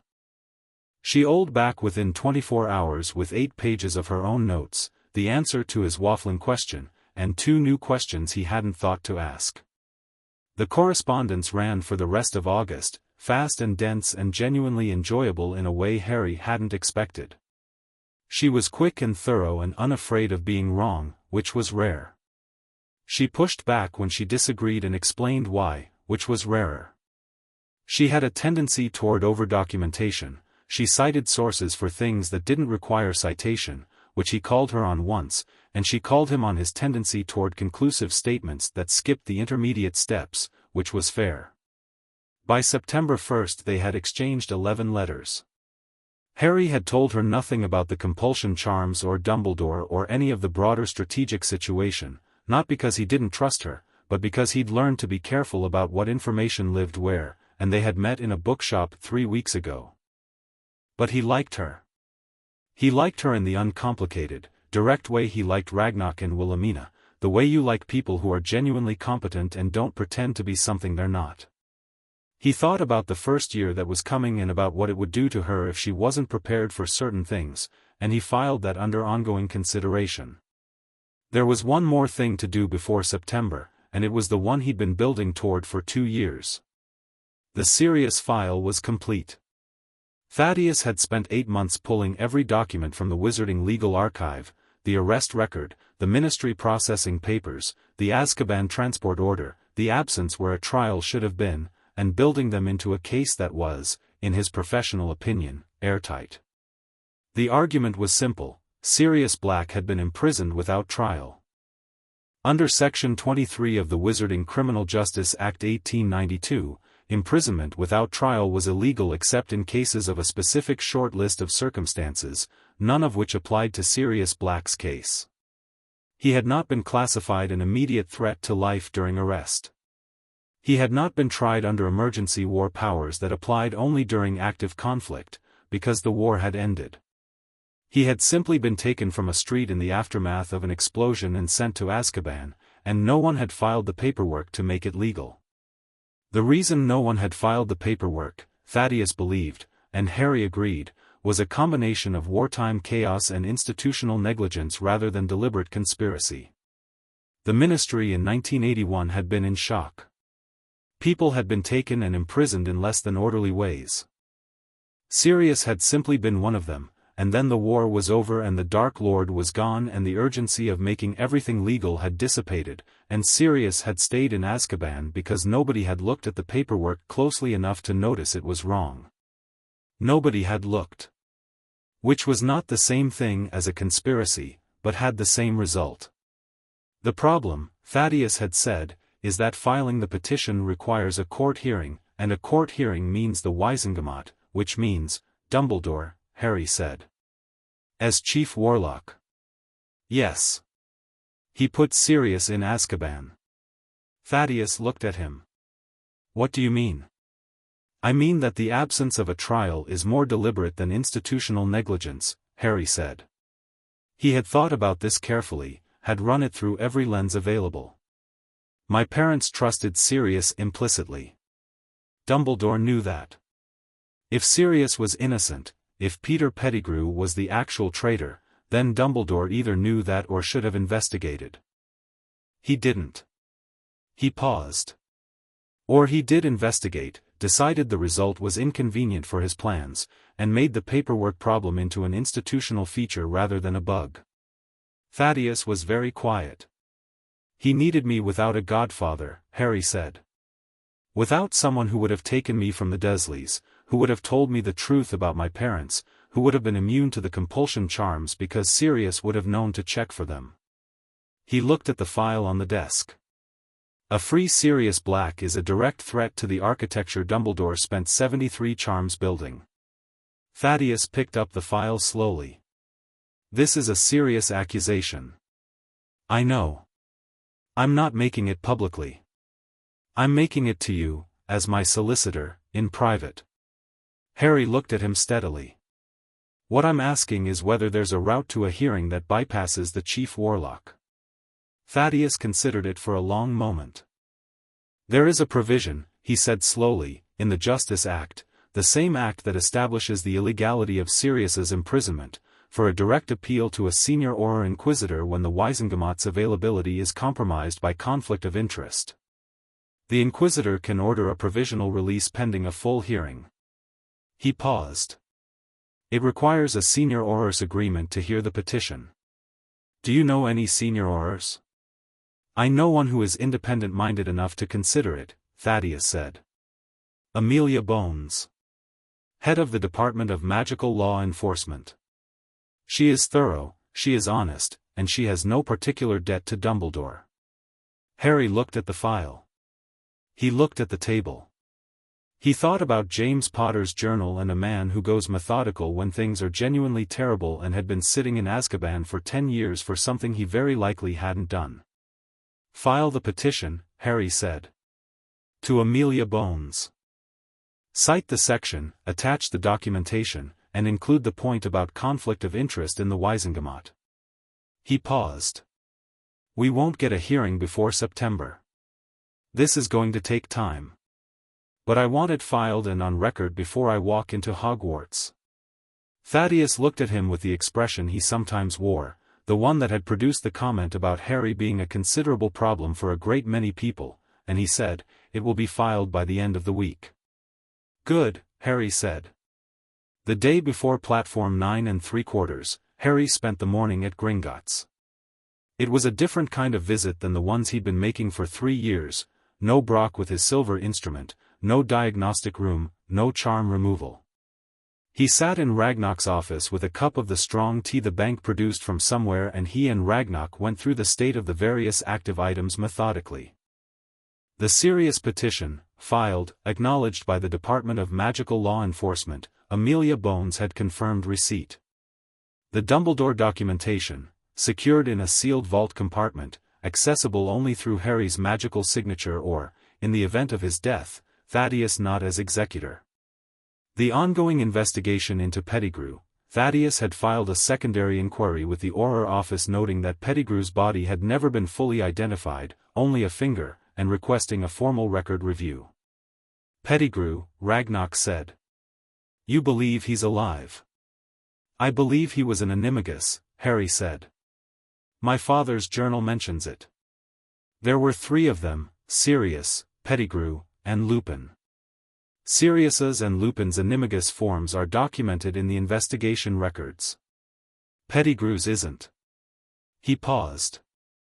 A rat animagus could survive a lot of things that would kill a man, including faking his own death in an explosion. Ragnok considered this. And if he's alive? Then he's been hiding. In a form that can be anywhere and noticed by nobody. Harry looked at the window. He's the proof. If he's alive, the case against Sirius collapses. If we can find him, finding a rat, Ragnok said, among all the rats in Britain, is difficult, Harry agreed.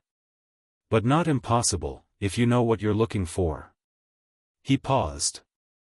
I have some ideas about where he might be. I'm going to need to be at Hogwarts for those ideas to develop.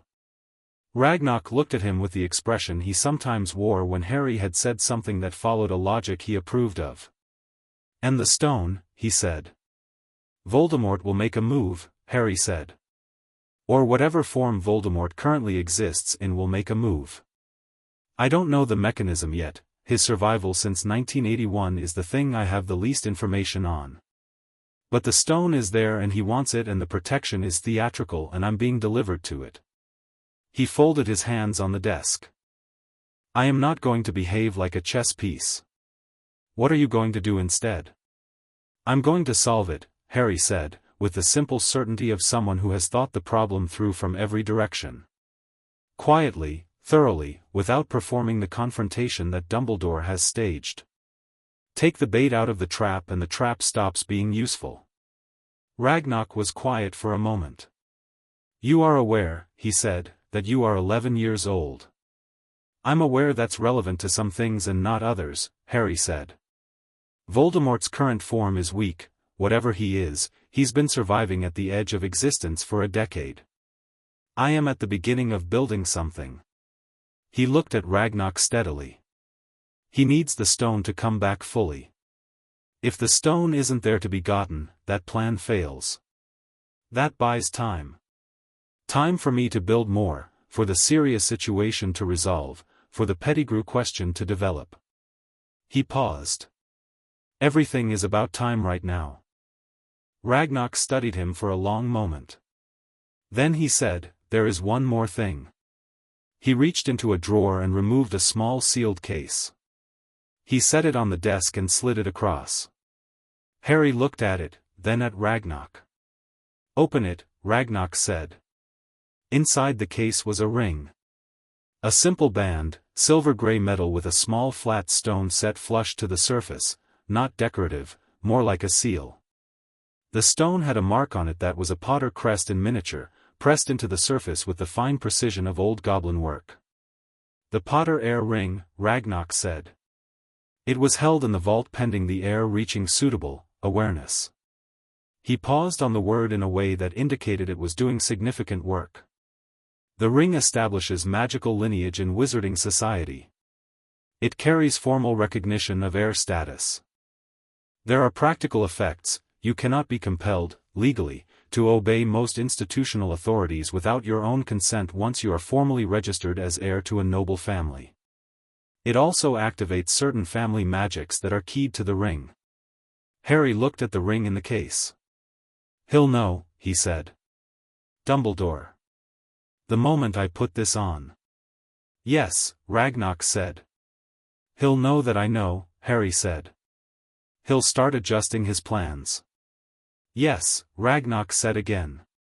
"Which is why the timing matters." He paused. "When you wear it is your decision." Harry picked up the case and turned it in his hands. He thought about timing, about the various pieces in motion, about the first day of Hogwarts and a headmaster who had been building an architecture for 11 years and was about to discover the architecture was gone. He put the case in the moleskin pouch. "Not yet," he said. "But soon." He said goodbye to Ragnok in the entrance hall. Not a dramatic goodbye, they both knew it wasn't permanent, that letters would go both ways and that Gringotts was a constant rather than a chapter that was closing. But there was something in the moment that called for acknowledgement, and Harry stopped at the bronze doors and turned back. Ragnok was at the entrance hall counter, and he looked up. 3 years ago, Harry said, you decided to tell an upset 6-year-old the truth. You could have not done that. You could have filed the report, removed the charms, told the guardians, handled it through channels. You didn't have to put it in front of me directly. Ragnok said nothing. Why did you? Harry asked. The old goblin was quiet for a moment.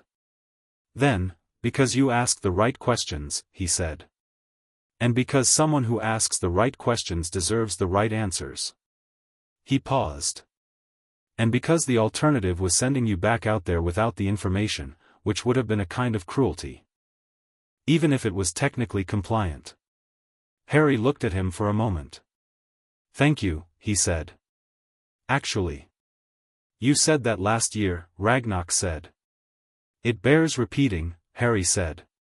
He went out through the bronze doors and down the marble steps and into Diagon Alley, which was warm and golden in the late summer afternoon. His trunk was packed and at Privet Drive and the train left tomorrow at 11.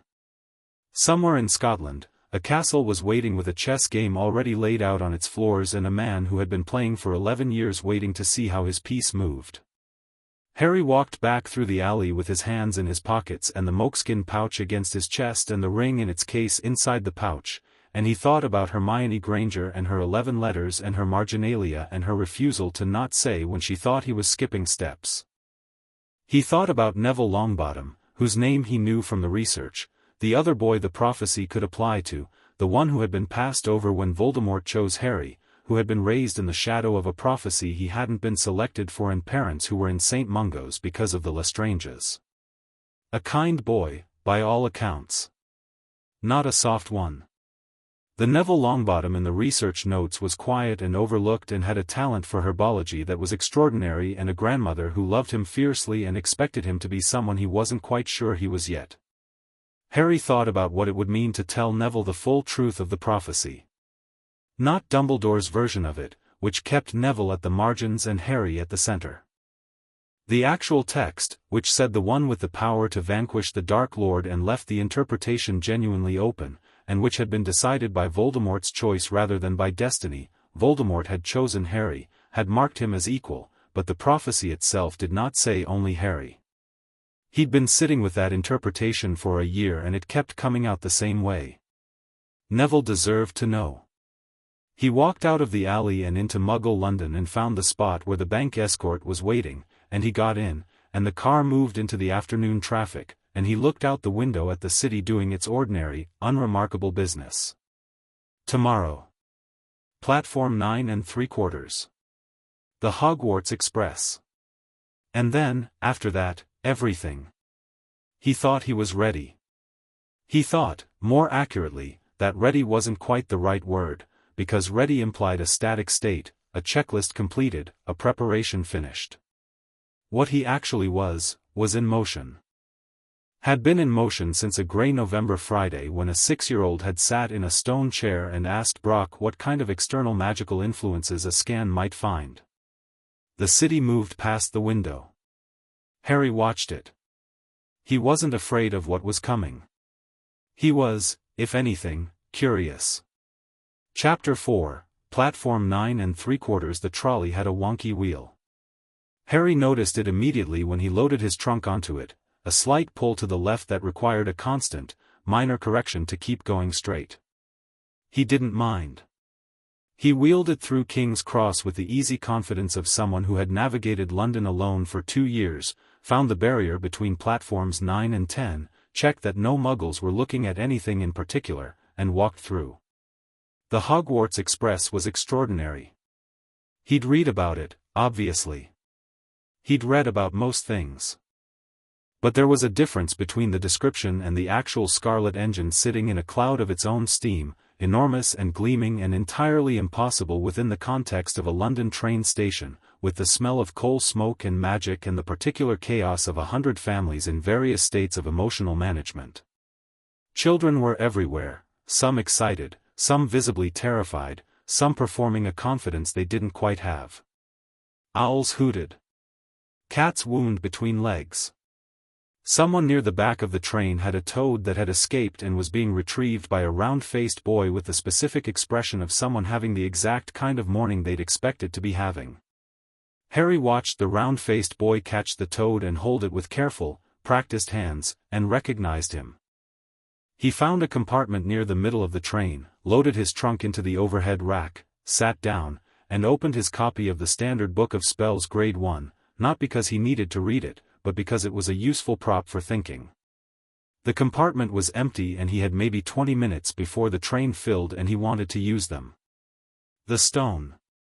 Quirrell, the defense professor, the research suggested someone compromised, the reports of his year in Albania followed by a noticeable personality shift matched a pattern Harry had catalogued under Voldemort's known behavioral signatures. The protection layers. The Mirror of Erist, which was the most interesting piece, a mirror that showed desire, placed in the protection sequence, which meant whoever designed that layer had been thinking about what Harry specifically would want to see, and had designed the mechanism to reward someone who wanted to find the stone but not use it. Dumbledore had designed that layer for him. The thought was unsettling in a specific way, not because it frightened him but because it illustrated, clearly, the intimacy of the game being played. The mirror wasn't a general security measure. It was personal. It assumed knowledge of Harry's psychology. Knowledge that was accurate, actually. If you were working from the charm architecture, an orphan boy made loyal and trusting and brave in a reactive way would absolutely see his parents in the mirror. Would be arrested by it. Would stand there long enough for whatever was supposed to happen. But Harry wasn't that boy. He was still thinking about it when the compartment door slid open. "Everywhere else is full," said the boy with the toad, holding it carefully in both hands and looking at Harry with an apologetic expression.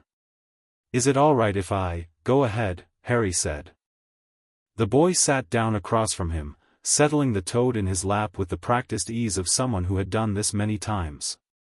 He had a broad, kind face and brown eyes that were observant in a way that didn't call attention to itself, and he looked at Harry's book and then at Harry with the slight hesitation of someone deciding whether to introduce themselves.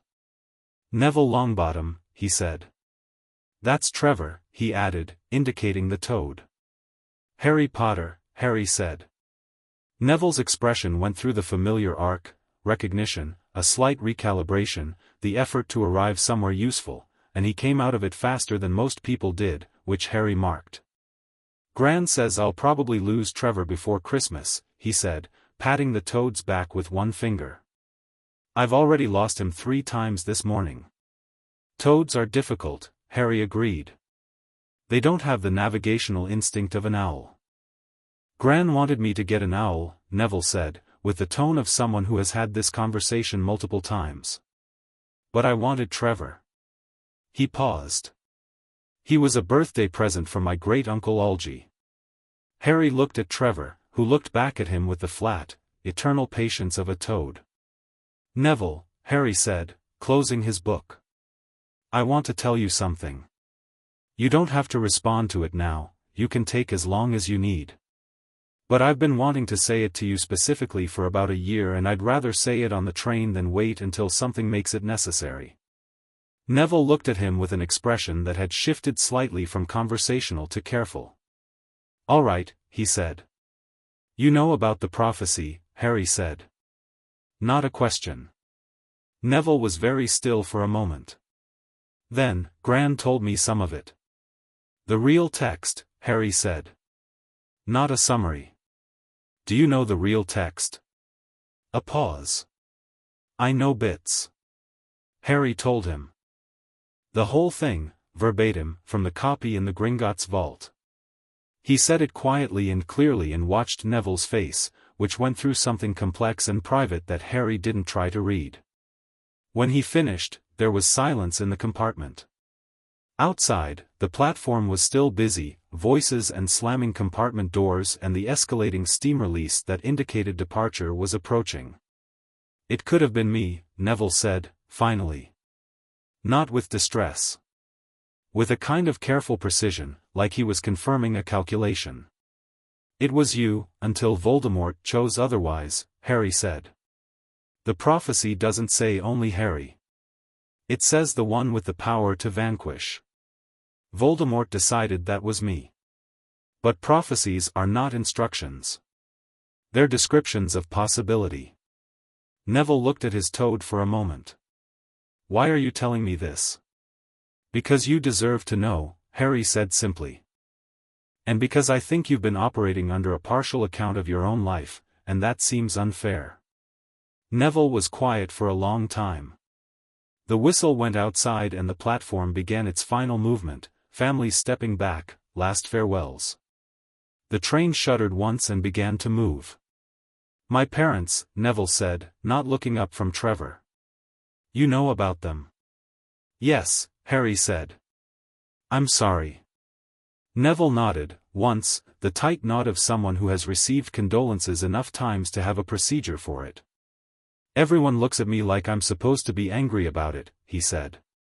Or sad. Or both. I am, obviously. But mostly he stopped. Started again. Mostly I just want to be good enough.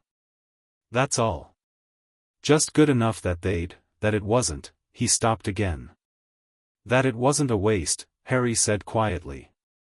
Neville looked up sharply, and something in his expression cracked slightly and then re-solidified into something less defended.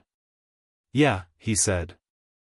For what it's worth, Harry said, based on everything I know about the magical potential that prophecy implies, and about what I've read about the Longbottom family magic, you're probably considerably more than good enough. You just haven't been told so. Neville stared at him. You read about the Longbottom family magic? I read about most things, Harry said.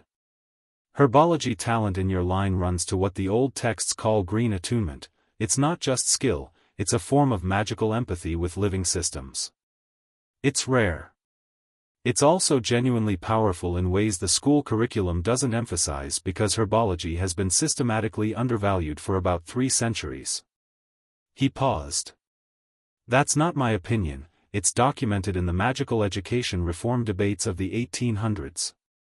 Neville looked at him for a moment with an expression Harry couldn't entirely classify. Then he said, Are you always like this? Mostly, Harry said. Neville almost smiled. It wasn't a full smile, but it was the structural beginning of one. He looked back at Trevor and adjusted his grip gently. "All right," he said, which seemed to be covering a great deal of ground at once. "All right," Harry agreed. The train moved through the outskirts of London, brick and grey giving way to green, and they sat in the comfortable quiet of two people who have said something real and are letting it settle. The compartment door opened again about an hour out of London. Hermione Granger appeared in it, still in Muggle clothes since the instructions said to change into robes closer to arrival, with her bushy hair and her 3 books and an expression of focused purpose. She scanned the compartment, found Harry, and said, "Oh good," with the air of someone who had been looking. "Hermione," Harry said. "This is Neville Longbottom." "Neville," she said, sitting down beside Harry and opening her bag with practiced efficiency. "Has anyone seen a boy named Ronald Weasley? He was in the compartment next to mine before I moved, and he was doing a spell with a rat that I'm fairly certain he'd read incorrectly." "What spell?" Harry asked. "Something to turn the rat yellow. He said his brothers taught him." She paused. The incantation was close but the wrist movement was wrong and the intent focus was completely absent, so it wasn't going to work anyway, but I didn't say anything because he seemed like he was committed to it. "It's not going to harm the rat," Harry said. "Cosmetic color spells at that level of execution just don't happen. The magic dissipates." "I know," Hermione said. "I just wondered." She pulled out a book, looked at the cover, put it back, and pulled out a different one. Then she looked at Neville with the same direct attention she brought to everything. "What's the toad's name?" "Trevor," Neville said. "Toads are excellent," Hermione said, with the authority of someone who had researched it. "They're historically misunderstood as familiars. They have a strong magical attunement. Some studies suggest they're more sensitive to magical disturbances than owls, actually."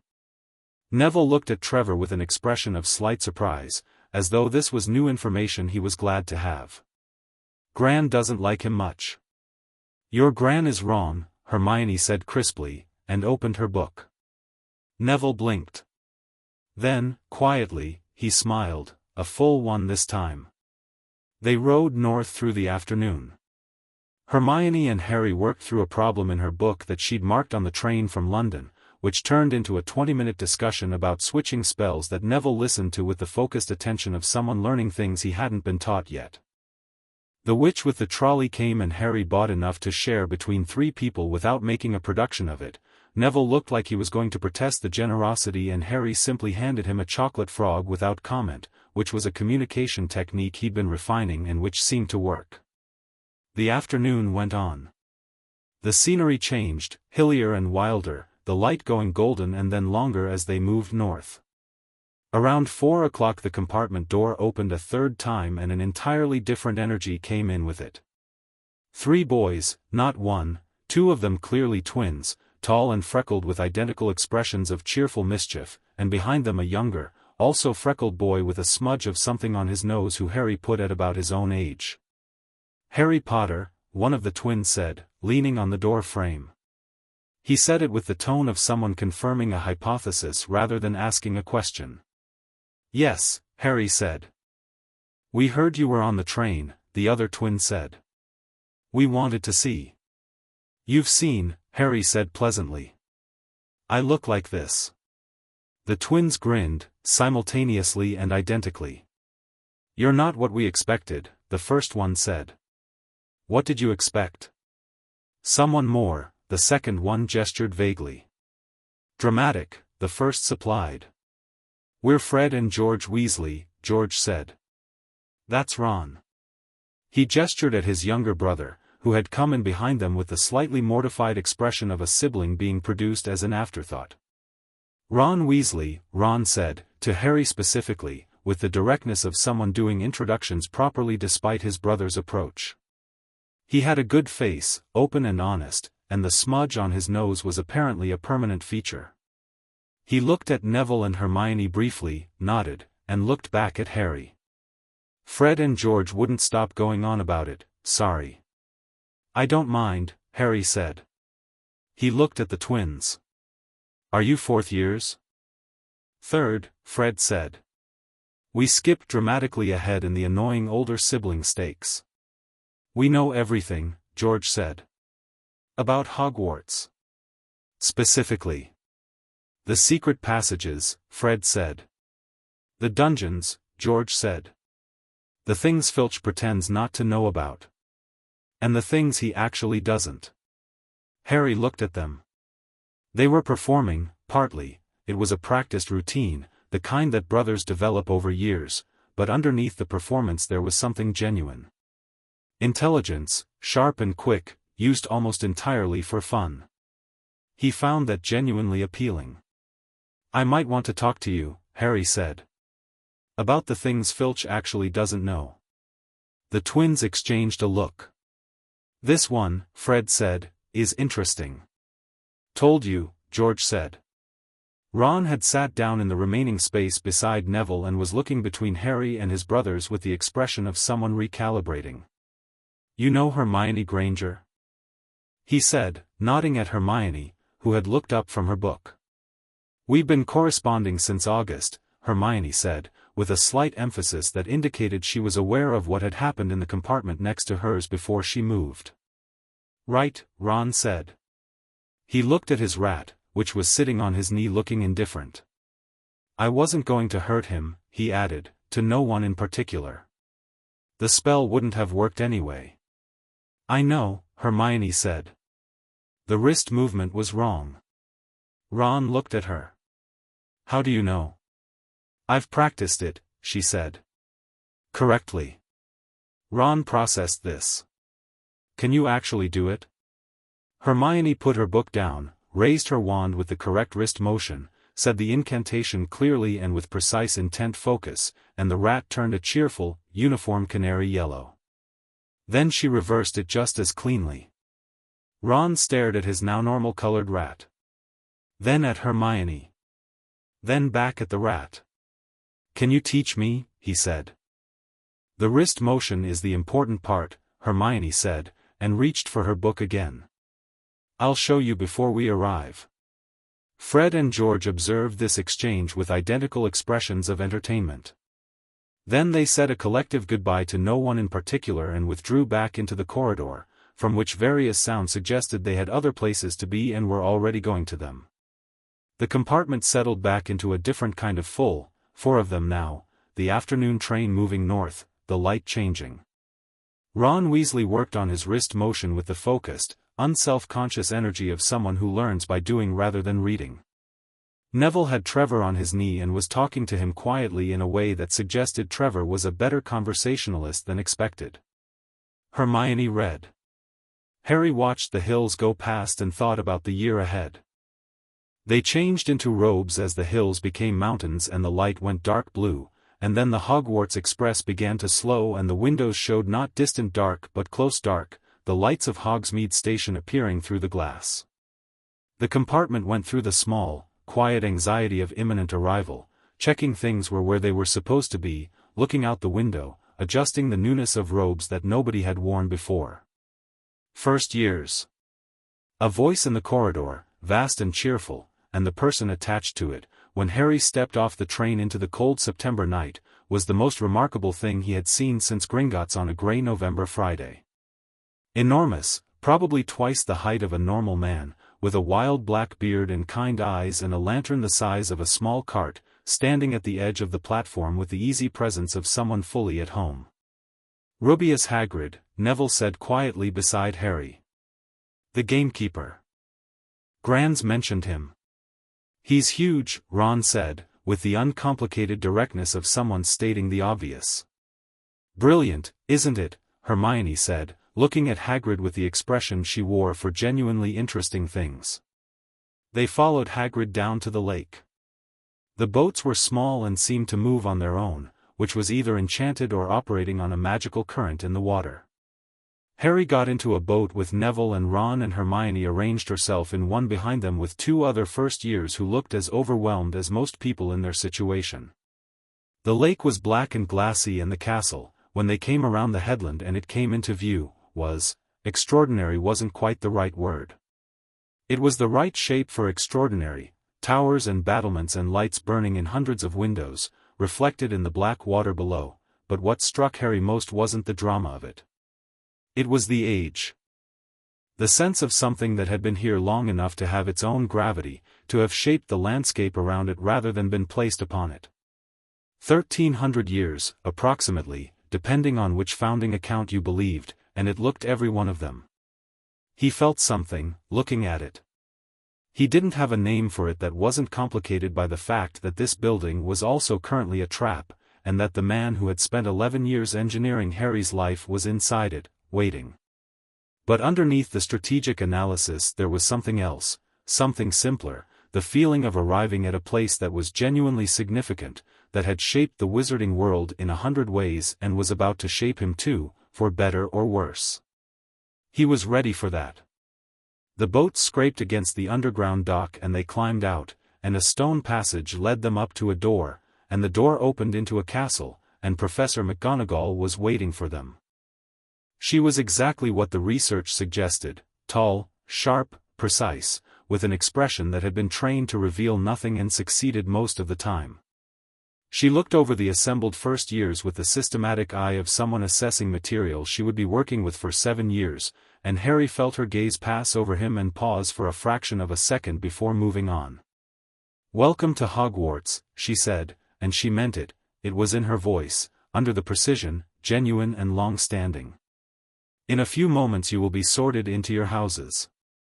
The sorting is an important ceremony. Your house will be your home and your family here." She said it with conviction that had the quality of something deeply believed. "I suggest you compose yourselves before we enter the hall." Several first years looked considerably less composed after this instruction, including a boy near the back with dark, nervous eyes who Harry didn't recognize yet. The ghosts came through the wall, which was a lot, and produced the expected cascade of startlement among the first years who hadn't known to expect it. The ghosts were dramatic about it, which Harry suspected was a tradition. McGonagall came back. "Follow me," she said, and led them through into the Great Hall. The Great Hall was a room that knew it was being experienced for the first time by a great many people and had decided to commit.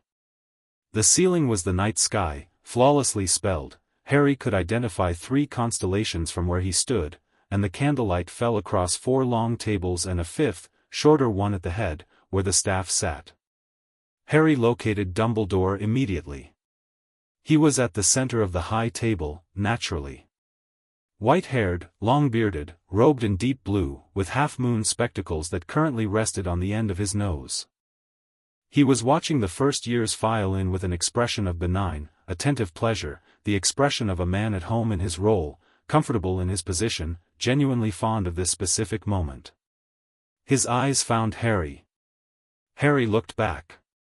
It was only a moment. But in that moment Harry was entirely still, entirely present, the clean surface of Garrick's long months of teaching showing nothing, no tension, no anxiety, no the warmth orientations that no longer existed. Just a boy looking at a man, level and calm, holding nothing in particular on his face. Something moved in Dumbledore's expression.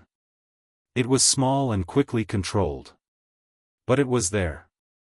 Harry looked away and found his place in the line. The Sorting Hat sang its song, which was entertaining and covered about 400 years of Hogwarts history in 8 stanzas without losing the rhyme scheme, and then the sorting began. Harry had thought about this. He had, at some length, considered his house placement and what it meant strategically and personally.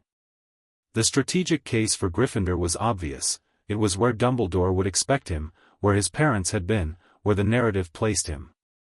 The strategic case against was that Gryffindor was Dumbledore's most comfortable territory, and Harry didn't particularly want to operate on comfortable territory.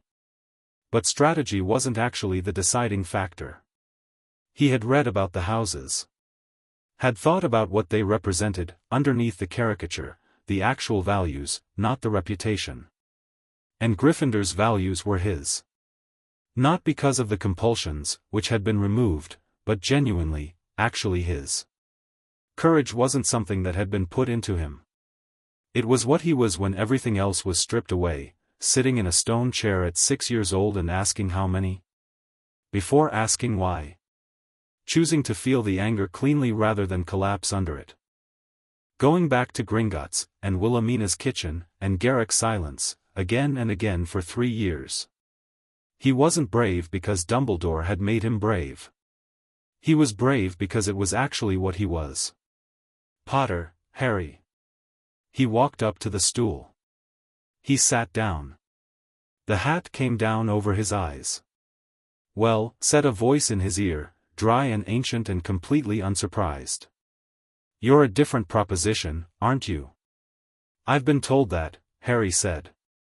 Gryffindor, the hat said, and it said it almost before Harry had registered the conversation starting. Though you do in Slytherin.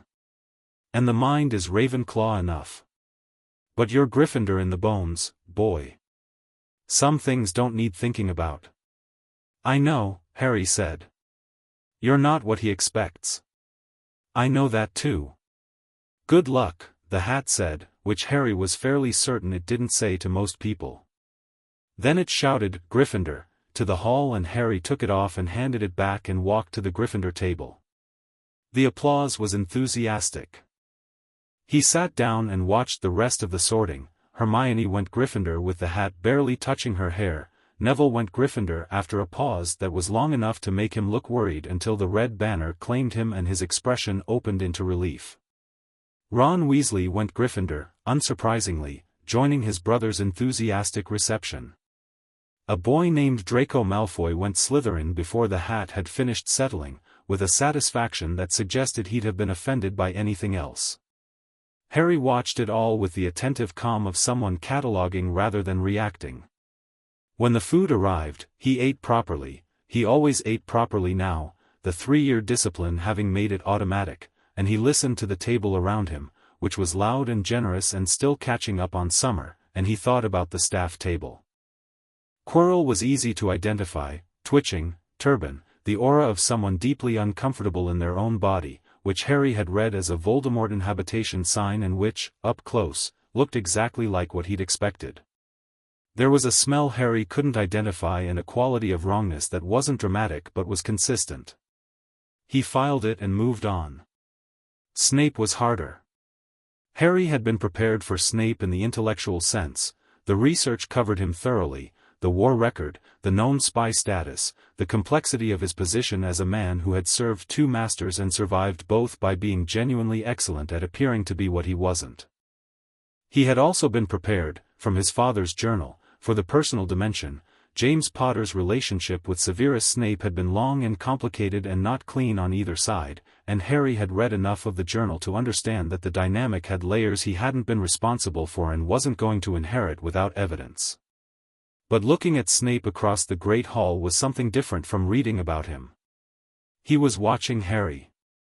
He had been watching Harry, Harry suspected, since the first years filed in. Dark eyes, carefully blank, with the quality of someone who has trained their face for years and is very good at it. The blank wasn't anger, it was something more controlled than that, something that had decided not to commit to an expression until it had more information. Harry held his gaze, level and easy, and Snape's eyes narrowed by a fraction. Harry looked back at his food. He thought, that's interesting. Dumbledore gave his start-of-term speech after dinner, which was broad and warm and clever and included a brief message about the 3rd-floor corridor that was, Harry knew, an invitation rather than a warning. The headmaster had the charisma of someone who understood rooms, how to occupy them, how to own them without appearing to try, and the hall responded to him with genuine fondness. These students hadn't been charmed. They just liked him, the way people liked someone who was brilliant and kind and attentive to them, which was another thing Harry had to sit with, that the man who had spent 11 years engineering a child's psychology was also genuinely, demonstrably good at being a person that people loved. After the speech, the prefects came to collect the first years and lead them to the towers, and Harry walked with the crowd through moving staircases and torchlit corridors with Neville on his left and Hermione navigating by the mental map she'd clearly already assembled from Hogwarts, a history, and Ron on her other side asking questions and getting rapid, detailed answers. The Gryffindor common room was everything it was supposed to be. The fire was going, big and warm in the wide fireplace, and the armchairs were the old, comfortable kind that had been sat in for centuries and had absorbed it. Portraits along the walls watched the new arrivals with the customary curiosity of the long-established. It smelled like wood smoke and old books and something indefinably old. Harry stood in the doorway for a moment and let himself appreciate it.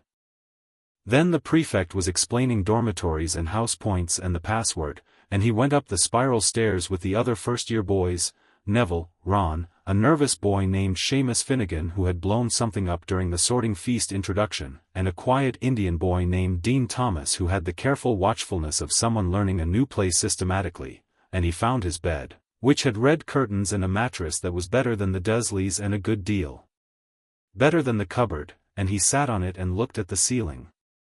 One day. He had managed one day. Snape's first potions class was on Thursday. The dungeons were cold in September, which Harry suspected they were cold in every month. The classroom smelled like preserved ingredients and old stone and something sulphurous from a jar on the demonstration shelf. Students arrived in pairs and clusters and settled themselves at the long work tables, and the air had the specific quality of a classroom before the teacher arrives, the last few seconds of noise before things change. Snape arrived the way a temperature drop arrives, without announcement and before you've realized it's happened. He swept to the front in robes that were black on black and looked at the assembled first years with the expression of a man assessing something that had not yet proven its worth. He let the silence run for a moment, which was a pedagogical technique, Harry noted, and an effective one, the silence having a quality that established authority faster than speaking, and then said, "There will be no foolish wand-waving or silly incantations in this class." His voice was quiet, which made it carry. "I can teach you to bewitch the mind and ensnare the senses. I can teach you to bottle fame, brew glory, and even put a stopper in death." He paused, and the pause was as deliberate as everything else. "That is, if you aren't the dunderheads I've come to expect from this school's intake." He moved along the front row and stopped at Harry's table. "Potter," he said. "Our new celebrity." The word was precise and unsparing. "Tell me, what would I get if I added powdered root of asphodel to an infusion of wormwood?" Harry had been preparing for this question. Not this specific question, he had covered it in Wilhelmina's curriculum, but the preparation he'd done was for Snape's general approach, for the specific shape of a lesson designed to establish hierarchy through public challenge. He had thought about how to respond. He looked up at Snape calmly. "The draught of living death," he said. "One of the most powerful sleeping potions known. Asphodel is in the family of lilies, which has particular significance for the brewer's intent. It's historically associated with death and the afterlife in both Muggle and Wizarding tradition, which is reflected in the potion's effect. The infusion of wormwood provides the binding agent that makes the sleep irreversible without the antidote." Silence in the dungeon. Snape looked at him. The assessing quality in his eyes had sharpened. "Where would you find a bezoar?" he said, after a moment. "The stomach of a goat," Harry said. "It acts as an antidote to most poisons. Its efficacy is related to the magical absorption properties of the goat's digestive system, which is why bezoars from goats raised near ley lines are considered more potent, though that last point is debated in current literature." The silence was of a different quality now. Harry could feel the classroom attending very carefully.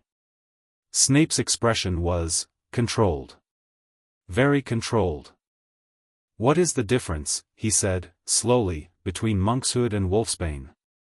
"None," Harry said. "They're the same plant. Also called aconite. It's the most poisonous plant in Britain, which means it's also, in careful doses, one of the most medicinally useful.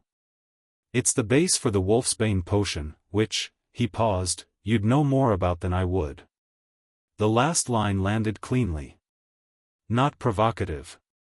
Just true. He watched something move behind Snape's eyes that he couldn't quite read.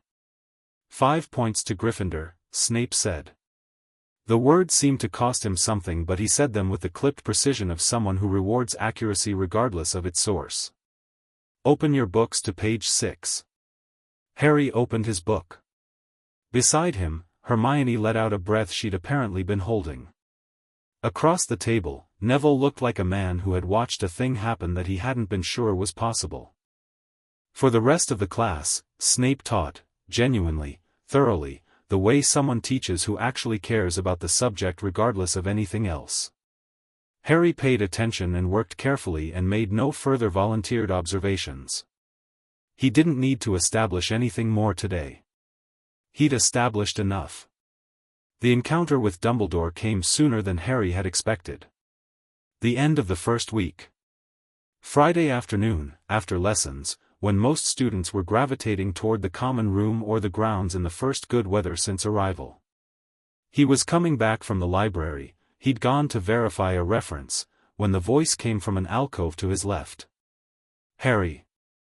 A word, if you don't mind." He did not startle. He had been working on not startling for 3 years and he had gotten very good at it. Dumbledore was standing in the alcove with the benign, unhurried expression of someone who had simply been in this corridor when Harry happened to walk down it, which was almost certainly not true. He was in his day robes, deep purple, and the half-moon glasses were on, and he was smiling in the particular way that was genuine and also strategic, which was one of his more impressive qualities. "Of course," Harry said, and stopped. He held Garrick's surface, the quiet room, the nothing in particular, the deep below stillness of a mind that was entirely present and entirely unreadable. "I wanted to welcome you personally," Dumbledore said. "We never quite managed a proper introduction, which is an oversight on my part." He looked at Harry with the warm, attentive regard that had made the wizarding world love him for 50 years. "How are you finding Hogwarts?" "It's excellent," Harry said, with perfect, complete sincerity, because it actually was. "Your professors speak highly of your first week," Dumbledore said. "Which is not surprising, I must say, your family is extraordinary." Harry looked at him and said nothing, which was more communicative than speaking. Dumbledore's eyes, pale blue behind the spectacles, were doing something, a light assessment, professional and quick. Looking for the warmth orientations.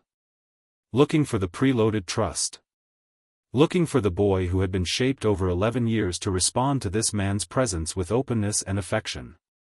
Not finding it. "I hope Hogwarts will feel like home to you," Dumbledore said, after a moment. He said it gently, and Harry could hear in it, now that he was looking, now that 3 years of studying the man had given him the vocabulary, the slight recalibration, the shift in strategy, the move from expected warmth response to a different opening. "It already does," Harry said, still entirely sincere. "Good." Dumbledore smiled again. "My door is always open, Harry. If you need anything, anything at all, please don't hesitate." "Thank you, Professor," Harry said. "I'll keep that in mind." He walked on. Behind him, he felt rather than heard the moment Dumbledore stood still in the alcove, the quality of stillness of someone processing something that hasn't come out as expected. Harry didn't turn around. He walked down the corridor with the same easy pace and turned the corner and kept going. He reached a window embrasure at the end of the next corridor and leaned against the stone and breathed, not because he'd been frightened but because the encounter had required a level of continuous precision that left its mark. He had looked Albus Dumbledore in the face for the first time and not given him a single thing to read. The man knew something was different. He didn't know how much. He didn't know that Harry knew everything. Good, Harry thought. Let's keep it that way. For now. That night, in the dormitory after the others were asleep, Harry took the ring case out of the moleskin pouch and held it in his hands in the dark. He could hear Ron's even breathing and Seamus's occasional movement and the deep quiet of the castle around it all. The fire in the dormitory had burned down to coals, casting a dull red light across the ceiling. He opened the case. The ring sat there, the silver-gray band and the flat stone with the Potter crest. Simple. Old. Not dramatic. He turned it in his fingers. He thought about what Ragnok had said, "When you wear it is your decision." He thought about the conversation in the alcove and the moment of Dumbledore's stillness. He thought about the year ahead, Quirrell and the Stone and Voldemort's survival and Sirius's petition with Amelia Bones and Pettigrew somewhere out there in a form that was very small and very difficult to find. Not yet. He'd said not yet and he still believed it. The ring changed things publicly in ways that needed the right moment.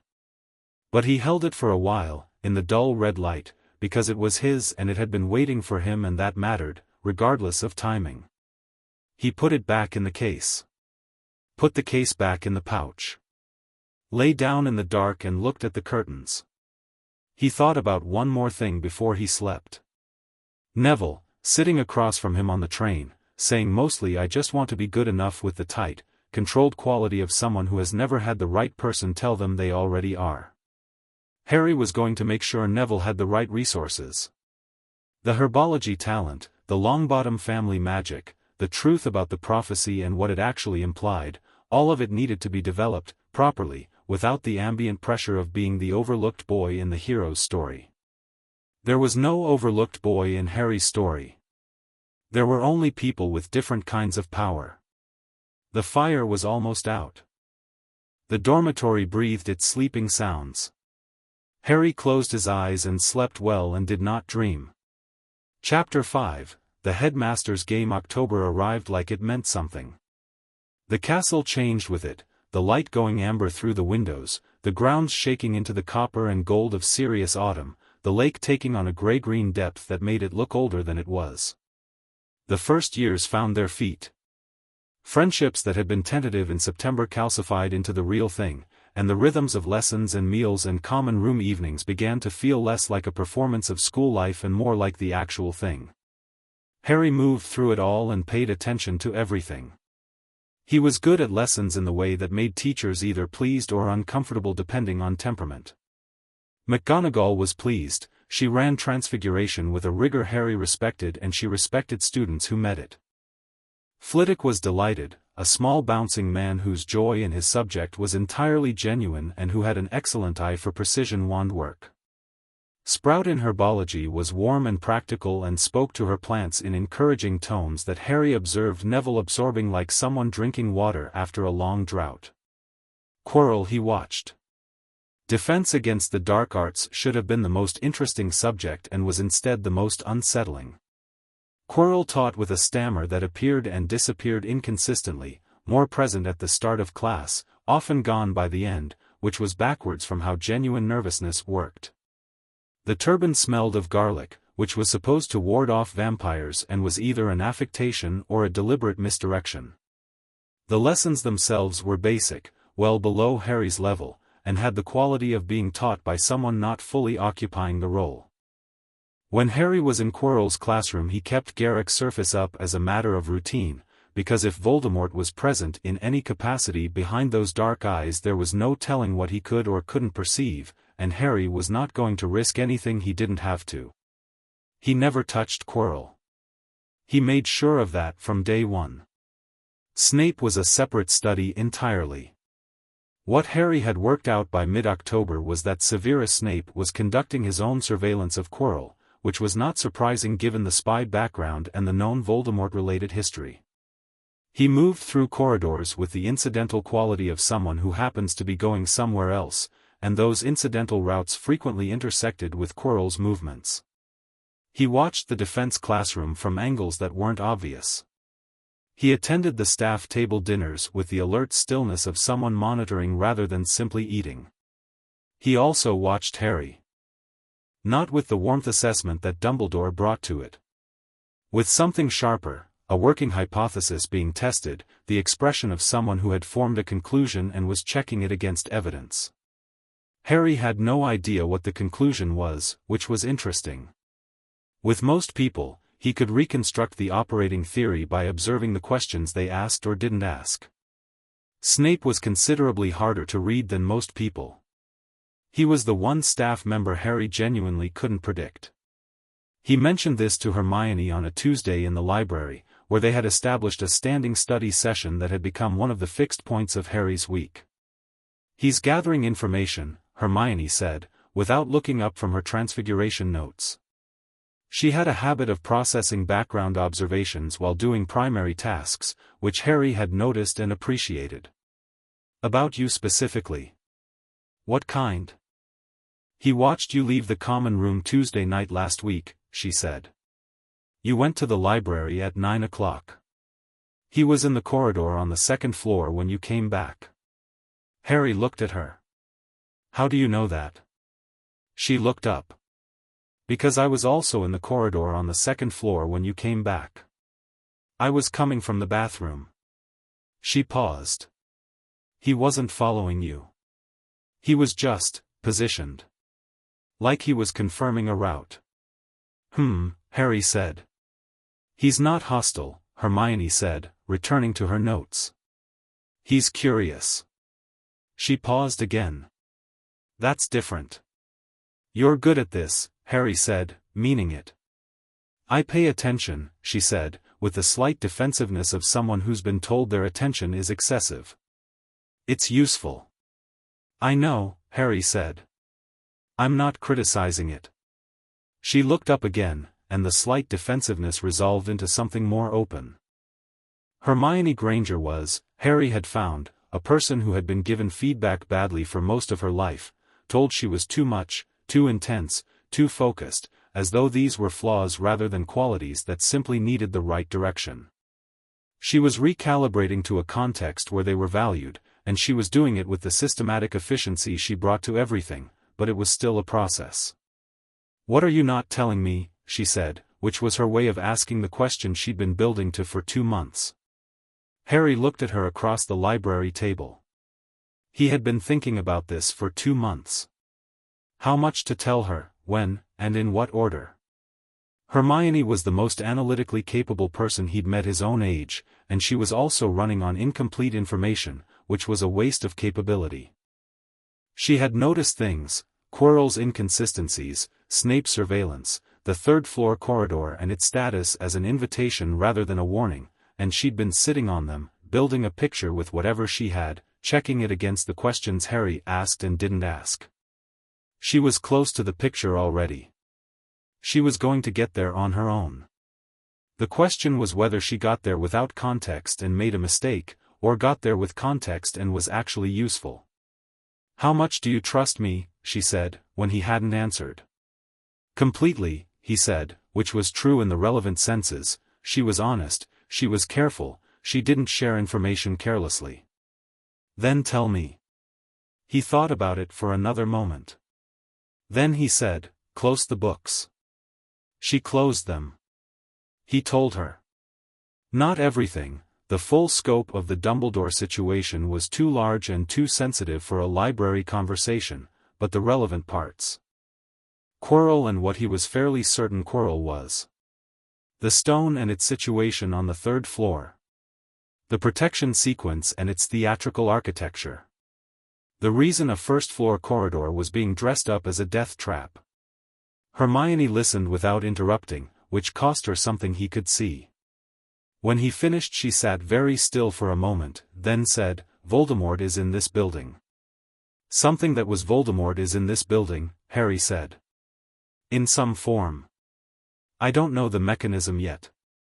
The back of his head, she said, immediately. Harry raised an eyebrow. I've been reading about possession and parasitic magical inhabitation, she said, slightly defensively. The turban is never off. The stammer is frontal, it comes from the front of his attention, not from genuine nerves, which would be more systemic. Something on the back of his head that he needs to cover, is an extremely good observation, Harry said. She looked slightly stunned at her own conclusion for a moment. Then she organized herself. What are you going to do about the stone? Remove it from the equation, Harry said. Quietly. Before whatever Voldemort's current plan is gets to the point where he attempts to retrieve it. How? I'm working on that, he said. I need the plan to be clean. No confrontation, no performance. Just, the stone not being there anymore. Hermione's eyes went to the middle distance in the way they did when she was running through options. Moving it would require access to the vault.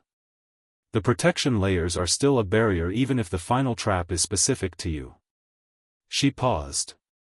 Unless the vault can be accessed from a different direction. She paused again. The bank. The bank, Harry agreed. They'd take it back, she said. If the situation was explained. If the case was made that it's being used as bait, Harry said. In a building full of children. Yes. She looked at him. You have a relationship with the bank. I do. You've had one since before Hogwarts. Yes.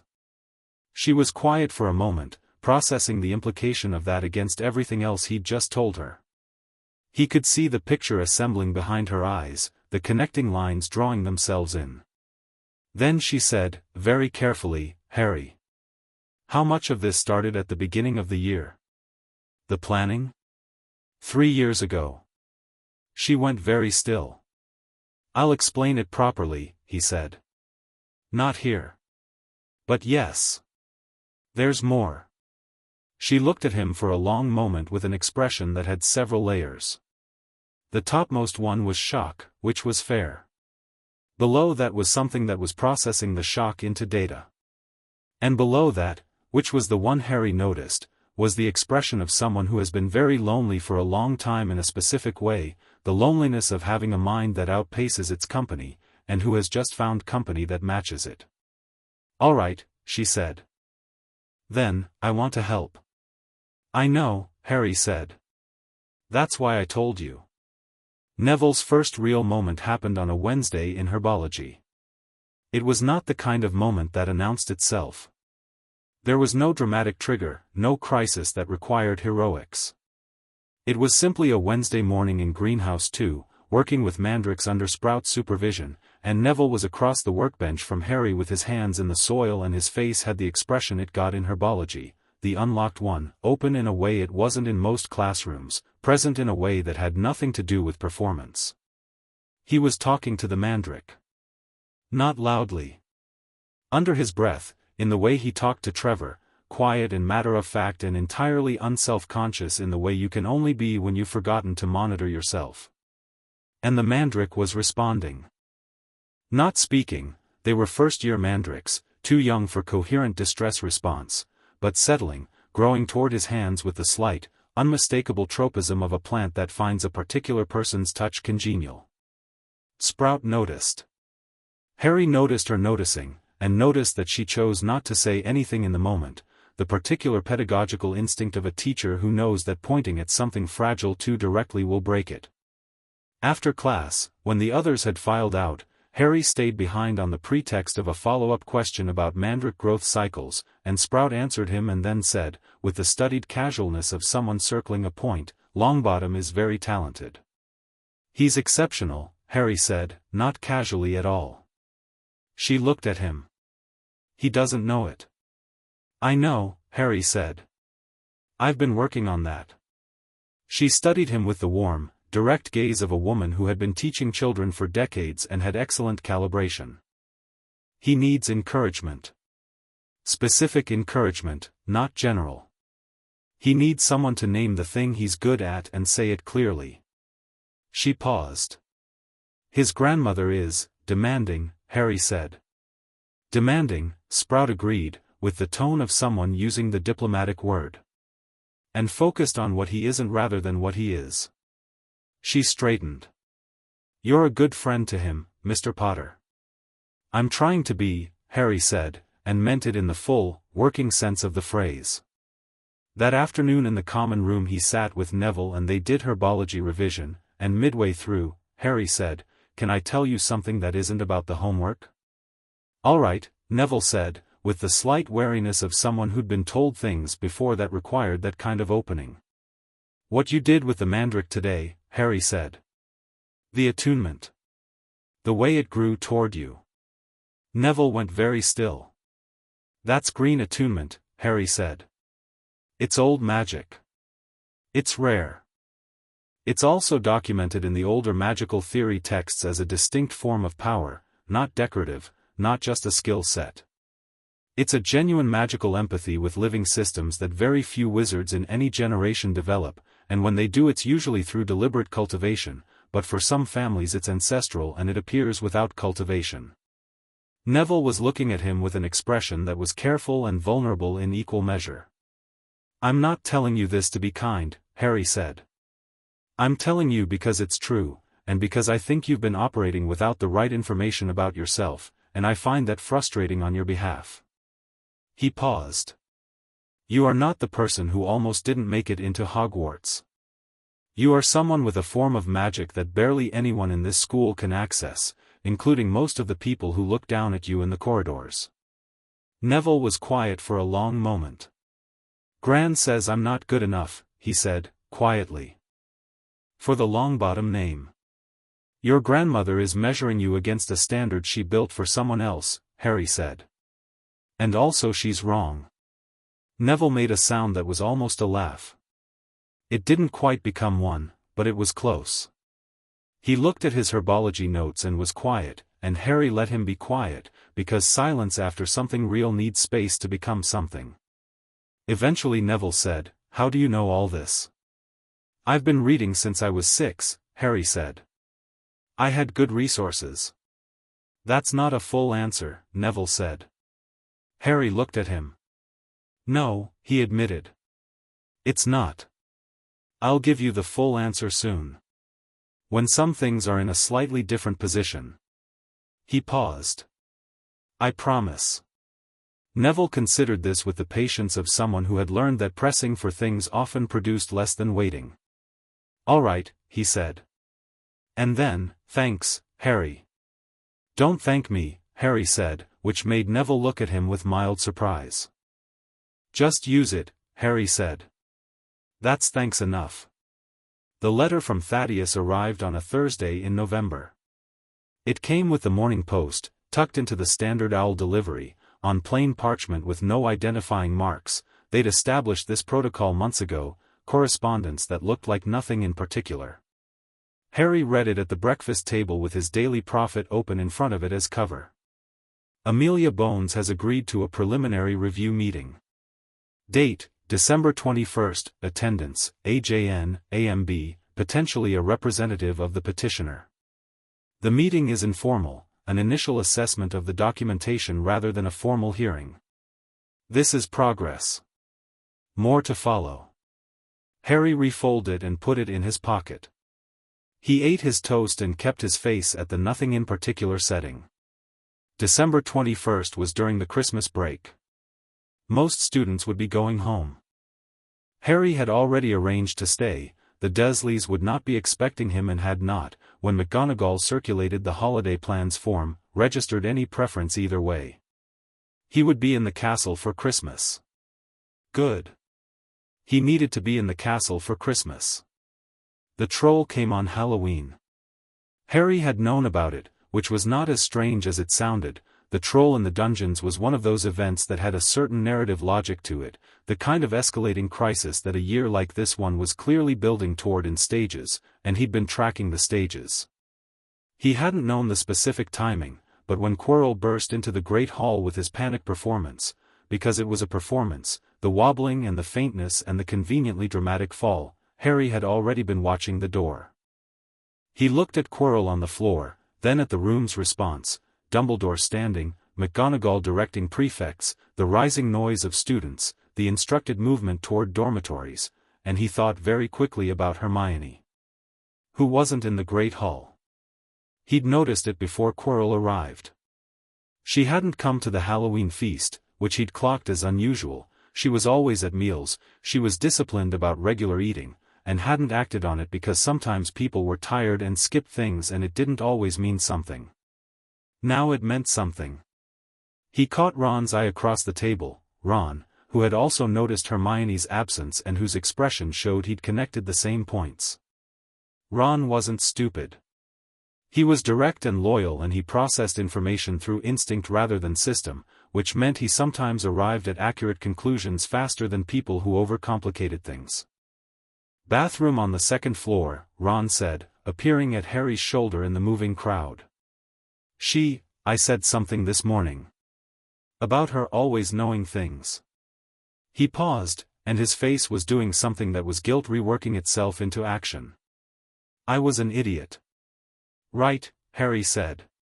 Let's go. They peeled away from the dormitory stream, not conspicuously. Harry had been practicing not doing things conspicuously, and went against the flow through a side corridor. Ron kept up without needing to be told where they were going, which was something Harry appreciated about him. He was fundamentally uncomplicated in the best sense, no games, no positioning, just the direct forward movement of someone who had decided a thing needed doing. The troll was in the corridor before the girls' bathroom on the second floor, and it was enormous and stupid and smelled terrible and was swinging a club with the enthusiasm of something that had never had a club before and was very pleased about it. Hermione was in the bathroom. Harry could hear her, or couldn't hear her, which was its own communication, the quality of silence from behind a closed door of someone who is not making noise because making noise seems extremely dangerous. The troll had not noticed them yet. Ron grabbed Harry's arm. Levitate it, he said quietly. The club? Yes, Harry said. Can you do it from here? I did the color spell in September, Ron said, with the specific confidence of someone who knows exactly what they can and can't do. This is harder, but it's the same principle. Do it, Harry said. I'll distract it. How? Harry stepped forward and threw a textbook at the troll's head. It hit with a satisfying impact and the troll turned, and its eyes, small and confused and utterly without strategy, fixed on Harry, who had his wand out and was looking up at it with the calm assessment of someone solving a practical problem. The troll raised its club. Now, Harry said. Ron's Wingardium Leviosa was clean and well executed, better than it should have been at their level, actually, the intent focus clear and the wrist movement precise, and the club rose out of the troll's hand with a jerk that clearly surprised the troll significantly. It looked at its empty hand. Then it looked up at its club, which was hovering about 12 feet in the air. Let it go, Harry said. It'll hit, the troll, Harry said. Let it go. Ron let it go. The club fell on the troll's head with a sound that was extremely loud and not particularly pleasant. The troll sat down, heavily, and then fell sideways, and the corridor smelled worse than before, which Harry hadn't thought possible. The bathroom door opened and Hermione looked out, pale, steadying herself on the doorframe, with the expression of someone who has had a genuinely terrible 20 minutes and is not going to show it more than necessary. She looked at the troll. She looked at Harry and Ron. Thank you, she said, with the clipped precision of someone whose voice is under very tight control. Anytime, Ron said, which surprised her enough that something in her expression cracked slightly towards something warmer. McGonagall arrived with Snape and Quirrell behind her, and the next few minutes were the predictable consequence of 3 students being in a corridor with an unconscious troll. McGonagall's expression moved through several stages. Snape stood back and watched Harry with the working hypothesis expression. Quirrell stood near the back and said nothing, and Harry noticed that Quirrell was not looking at the troll or at McGonagall. He was looking at the ceiling, which was the direction of the 3rd floor. McGonagall gave them detention, reduced it when Hermione, who had apparently been collecting herself behind her composure for 90 seconds specifically in preparation for this, explained that she had been in difficulty and the boys had helped, reduced it further when she looked at the corridor and the troll and her own sense of fair judgment reasserted itself, and finally said, 5 points each. Don't do it again. Walking back to the common room, Ron beside Hermione in the way of someone who has apologized more thoroughly than words without saying anything, Harry considered what he'd seen.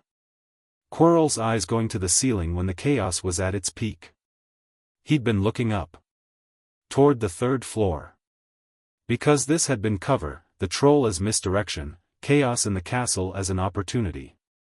Someone had let the troll in to create exactly this situation. Harry ran through the implication quickly and cleanly. The protection on the stone had almost been tested tonight. Someone had tried to get to the corridor under cover of the Halloween chaos. They had been interrupted, possibly because the troll had underperformed, or because the staff room emptying had triggered a staff response faster than expected, but they had tried. Time was shorter than he'd thought. He wrote to Ragnok that night. A careful, coded letter on the standard plain parchment, referencing certain vault security matters that might require an urgent review, citing the bank's charter provision regarding heir safety and asset protection. Not explicit. Explicit letters were readable letters. But clear enough for Ragnok. The reply came the next morning with a small gray owl that Harry recognized as one of the bank's internal correspondence birds. Asset review acknowledged. A representative will be available to discuss the matter at your convenience. Please arrange via standard channels at earliest opportunity. Standard channels meant King's Cross. Earliest opportunity meant as soon as possible. He had Hogsmeade access, technically 3rd years only, but the Potter's heir status had a provision that Thaddeus had quietly filed with the school at the start of term, and McGonagall had acknowledged it with the expression of someone dealing with an administrative outlier and deciding not to make it a problem. He could get to Hogsmeade, and from there to London, and from there to Gringotts, on a Saturday when no one was particularly expecting anything from him. 2 weeks. He could make it work in 2 weeks. Snape caught him in the corridor on the Tuesday after Halloween. Not metaphorically. He was simply there when Harry turned a corner, no performance, no dramatic sweep, just standing in the corridor with his hands behind his back and his working hypothesis expression. "Potter," he said. "Walk with me." Harry walked with him. They went in silence for a corridor and a half, which Harry spent neither breaking nor filling, because silence with Snape, he had concluded, was a test that the right answer to was nothing at all. "Your defense work is significantly above the class level," Snape said, eventually. "Thank you," Harry said. "It is not a compliment. It is an observation." He paused. "Where did you study before Hogwarts?" "Private tuition," Harry said. "Through what institution?" "Private," Harry said, which was accurate in the technical sense and told Snape nothing in the practical sense. Snape looked at him. They were passing a window and the November light came through gray and sideways, and Snape's face in it was angular and complicated. "You are not what was expected," he said. "People keep saying that," Harry said pleasantly. "It is not meant pleasantly," Snape said, though the tone was curious rather than hostile. "You were expected to be a certain kind of student." "I know," Harry said. Silence. "How much do you know?" Snape said, which was the direct version of a question he'd been building to for 2 months, Harry suspected. Harry looked ahead and considered the question in all its dimensions. Snape was asking about depth of knowledge, but he was also asking about something more specific, asking whether Harry's anomalous behavior relative to the expected profile had a known source or an unknown one. Whether Harry was reacting to things he'd been told or things he'd figured out. "Enough," Harry said, which was as precise as he could be without being more specific than he was comfortable being with a man he respected but didn't yet fully trust. Snape processed this. "Quirrell," he said. Harry said nothing. "I am aware of what Quirrell is," Snape said, in the tone of someone putting a card on the table. "I am also aware of what he intends. I have been working on the problem." "I know," Harry said. "I've been watching you watch him." Snape's step slowed by a fraction. Then it resumed. "You are 11 years old," he said, not for the first time in Harry's experience of adults, and with the same tone of someone revising a prior assumption. "Nearly 12, Harry said. A pause that had the quality of something in Snape's thinking structure rearranging itself. Then, "What are you planning to do about the corridor?" "I'm planning to make it a moot point," Harry said. "Meaning?" "Meaning the thing in the corridor might not be there much longer." Snape looked at him sharply. "Moving it requires bank authority," Harry said. "Which I'm in the process of arranging." Another pause, longer. They had reached the end of a corridor and Snape had slowed to a stop, and they were standing in a window embrasure that was lit gray in November, and Snape was looking at him with an expression that had shed some of its controlled layers, showing something more direct underneath. "Your father," Snape said, and stopped. Harry waited. "Your father was," another stop. Then, with the precision of someone choosing words from a very small available set, infuriating. "Arrogant. Frequently right, which made the arrogance worse." He paused. "You are not him." "No," Harry agreed. "You think before you act," Snape said. "He never did." "He didn't always have the right information," Harry said, carefully. "He was making decisions with what he had." Snape looked at him for a long moment. Something moved in his expression that Harry couldn't name and didn't try to, something old and complicated and not his to interpret. Then Snape said, "If you encounter difficulty with the corridor situation, and require a staff member who is not the headmaster, I am available." Harry looked at him. "Why not the headmaster?" Snape met his eyes. "Because I suspect," he said, very precisely, "that you already know why not." Harry held the look. He held the Garrick surface underneath it, the quiet rooms, the deep below stillness. And below that, properly deep, in the part that didn't show, a significant amount of surprise, which he processed smoothly and filed. Snape knew. Not everything, he couldn't know everything, but he knew enough. He'd been watching the boy who was supposed to be Dumbledore's shaped weapon behaving like nothing of the sort, and he'd drawn conclusions, and the conclusions had apparently landed in a place that produced an offer of help rather than a report to the headmaster. Which said something interesting about Severus Snape's relationship with Albus Dumbledore's plans. "Thank you, Professor," Harry said. Snape gave a short nod, turned, and walked back down the corridor the way they'd come. Harry watched him go with genuine respect for the complexity of it, a man who had spent 20 years navigating other people's games, offering something to a boy who was playing his own. Not a simple thing, that. He got to London on a Saturday in mid-November, via the Hogsmeade option and a brief, coded conversation with a Gringotts escort who appeared at the Three Broomsticks with the reliable anonymity that the bank's people always managed. The meeting with Ragnok was shorter than most of their meetings because the situation was clean and the ask was direct. "The stone," Harry said. "The bank's position on its continued storage at Hogwarts, given the evidence of an active retrieval attempt on October 31st. Ragnok looked at the letter Harry had brought, the written summary he'd prepared, precise and documented, the troll as distraction, Quirrell's eyes going to the ceiling, the vault break attempt in July and the pattern it established. He read it once. He looked up. "The charter provision for heir safety," Harry said, "extends to threats within the heir's current residence." "A school is not a standard residence definition," Ragnok said, which was him working through the legal architecture rather than disagreeing. "The heir is in loco parentis to the school for the academic year," Harry said. "The bank's vault holdings charter has a cross-provision with the residence safety clause dating from 1743, vault-keeper Grodnak's interpretation, which was upheld in the Wisengamot hearing of 1801.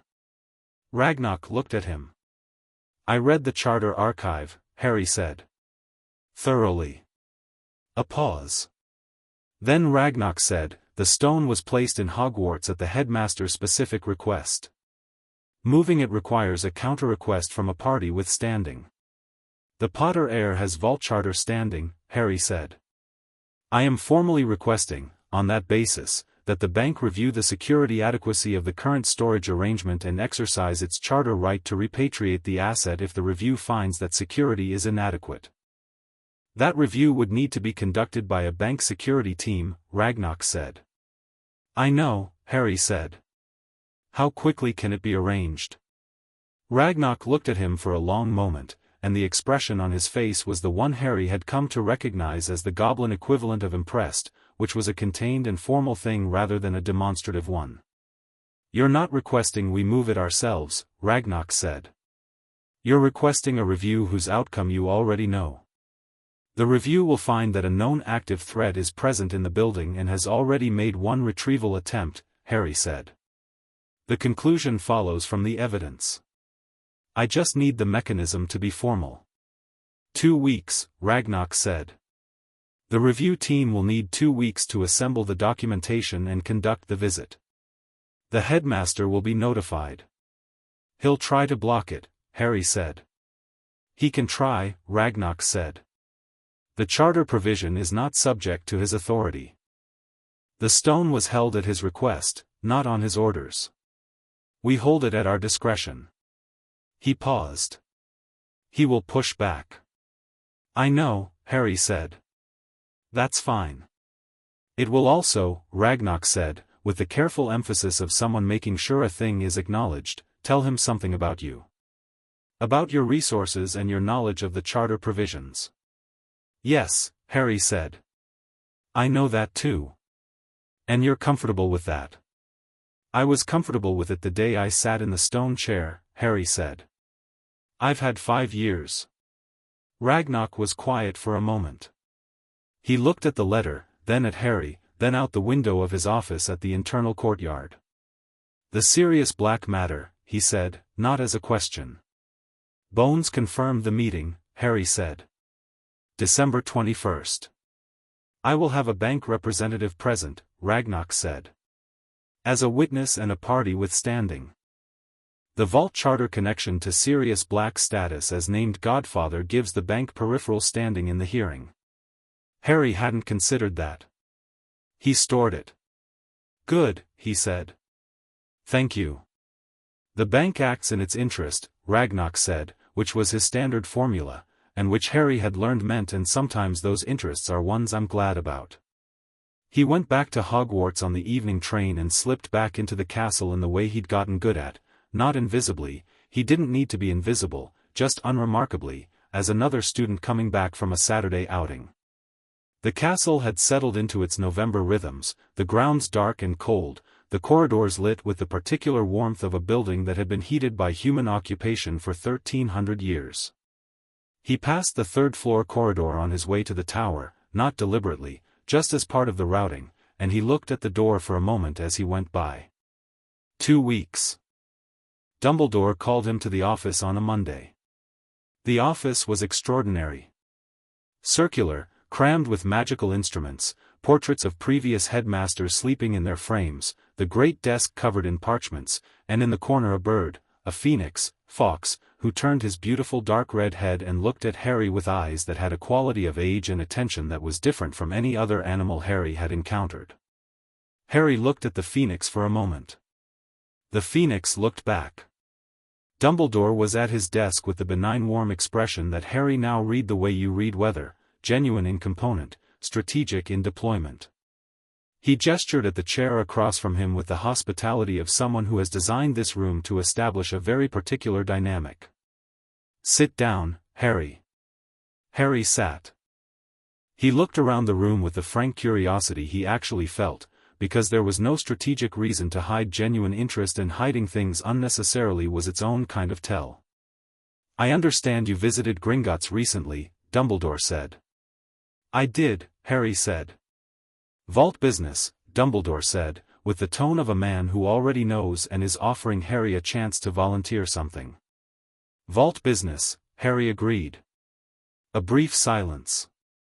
Then, Harry.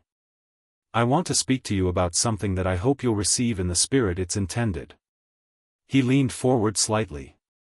The blue eyes behind the spectacles were warm and direct and carrying the full weight of everything that made Albus Dumbledore impossible to dismiss. I am aware that you have had a, perhaps unusual start to your life. The Dursley household was not, he paused, ideal. I have always been aware of that, and it has always been a source of regret. Harry listened. I want you to know that my door is genuinely open, Dumbledore said.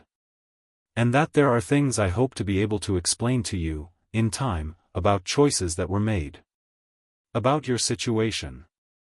About what lies ahead. He paused. I would ask only for your patience and your trust. It was well done. It was, Harry thought, exceptionally well done, the acknowledgement of imperfection, the warmth, the future promise, the ask. It was designed for the boy who had been shaped over 11 years to respond to this man with openness and loyalty. It would have worked, had that boy existed. "I appreciate that," Harry said, with complete, genuine courtesy. "I do. And I value the offer." He said nothing else. Dumbledore waited, in the practiced way of someone who knows silence is a pressure that most people fill. Harry did not fill it. He sat in it comfortably, with the quiet rooms and the deep below, and he looked at Dumbledore with a gaze that was warm and open and showed absolutely nothing. Dumbledore's expression shifted. Barely, a millimeter of movement at the corners of his eyes, a microscopic narrowing behind the spectacles. He was looking, Harry knew. Looking carefully, the way a powerful legilimens looks, not intruding, not forcing, but reading the surface as presented. He was reading an empty room. The shift in his expression deepened by another millimeter. He sat back slowly. "You've been well taught," he said, and the warmth was still there, but it had a different quality now, assessment more visible underneath it. "Hogwarts is excellent," Harry said. "Before Hogwarts," Dumbledore said. Harry said nothing. "The Gringotts Charter provisions are quite specific," Dumbledore said, after a moment. "The vault records indicate significant activity against your account over the past several years." He paused. "Educational provisions, I believe." "The Charter allows for them," Harry said. "It does," Dumbledore agreed. He looked at Harry with the full attention of someone who has rearranged their understanding of a situation and is working out the implications. "You are not what I expected, Harry." "I've heard that before," Harry said. "I imagine you have." He was quiet for a moment. "Harry. Whatever you may have been told, or whatever conclusions you may have reached, I hope you know that everything I have done has been in the interest of protecting you. Of protecting everyone." "I believe you believe that," Harry said. The silence that followed was the most significant silence in the conversation. It was the silence of a man receiving a specific kind of answer, not defiance, not anger, not accusation, and understanding exactly what it contained. "That's quite a statement from an 11-year-old, Dumbledore said, quietly. "Nearly 12, Harry said. Fawkes made a sound from his perch, a single note, low and resonant, that moved through the room like something from a much larger space. Both Harry and Dumbledore looked at the bird. Fawkes looked back at Harry and then, with the unhurried dignity of something ancient, spread his wings once and folded them again. Harry stood. "Thank you for seeing me, Professor," he said, with the complete sincerity of someone who means exactly what they say and nothing beyond it. "I'll let you know if I need anything." He walked out of the office and down the moving staircase and into the corridor, and he allowed himself, in the privacy of the moving stairs where no one was watching, a single deep breath. That had been the most precise work he had ever done. Holding that surface under Dumbledore's direct attention, the full weight of that intelligence and that legitimacy, both, for a sustained conversation. Showing nothing. Giving nothing. Being exactly a polite, bright 11-year-old who had simply, somehow, not developed the expected responses to the expected stimuli. He reached the bottom of the stairs. The castle went on around him, warm and old and full of people doing ordinary things. He walked back toward Gryffindor Tower and thought about December 21st, which was 5 weeks away, and about a bank security team that was going to find, conclusively and documentably, that an active hostile entity was present in this building and had attempted to access a Gringotts-held asset within the last 30 days. Ragnok had said Dumbledore would push back. He would. Harry knew that. But the charter provision wasn't subject to Dumbledore's authority, and there were other things coming into position, Sirius, and Thaddeus, and Amelia Bones, and a file that was airtight, and a documentation cache that existed and was preserved, and Dumbledore was playing a game that had been designed around a boy who was gone. He was playing it against the boy who was actually here. The bank security review happened on a Thursday in late November. Harry was in potions when it occurred, which he had timed deliberately, being visibly elsewhere was useful. Ragnok's team spent 3 hours on the third floor and produced a 14-page security assessment that found, in its formal conclusion, that the storage of the Philosopher's Stone in Hogwarts School represented an inadequate security arrangement given the verified evidence of an active hostile attempt and the confirmed presence of a malign entity within the building staff. The stone was moved the following Monday. Harry was in charms when it happened.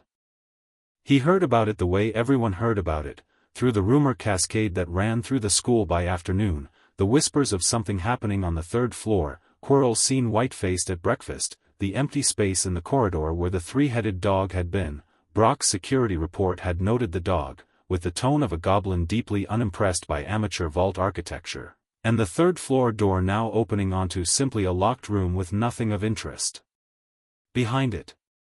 By dinner, Dumbledore had made no announcement. He sat at the high table with the equanimity of a man who had received news he didn't like and was processing it in the particular way of someone who doesn't show things to the room. Harry ate his dinner and talked to Hermione about the charms essay and listened to Ron explain a chess gambit to Neville, who was following it with genuine interest. He did not look at the high table more than normal. Across the hall, he felt rather than saw Snape's gaze, brief and specific. He looked up, met it for a second, looked away. Snape's expression, in that second, was the closest to approval Harry had ever seen on it. That night, in the dormitory with the curtains drawn, Harry took the ring case out of the moleskin pouch and held it in the dark again. He thought about the conversation in Dumbledore's office and the empty room the headmaster had tried to read. He thought about the stone gone from the building, the trap without its bait. He thought about December 21st and Sirius and Amelia Bones and a file that was ready. He thought about a man who had placed 73 charms on a sleeping child and built a game around a piece that refused to move. He opened the case. He put the ring on. It settled onto his finger with the rightness of something that had been waiting for this specific moment, the silver-gray band and the Potter crest flushed to the surface, old and solid and entirely his. He felt something in the castle's magical structure acknowledge it, not dramatically, not loudly, just a vibration at the edge of perception, a note played at a frequency that was felt rather than heard. He sat in the dark with the ring on his finger and thought about tomorrow. Tomorrow, Dumbledore would feel the ring. Every significant magical entity in the castle would feel it in some way, the portraits, the ghosts, the castle's own ambient magic. The heir of Potter was formally registered now. The boy who was supposed to be a weapon had just signed his own name in the oldest language available. Harry pulled his curtain back and looked at the dying fire in the dormitory. Ron was asleep, one arm hanging off the bed.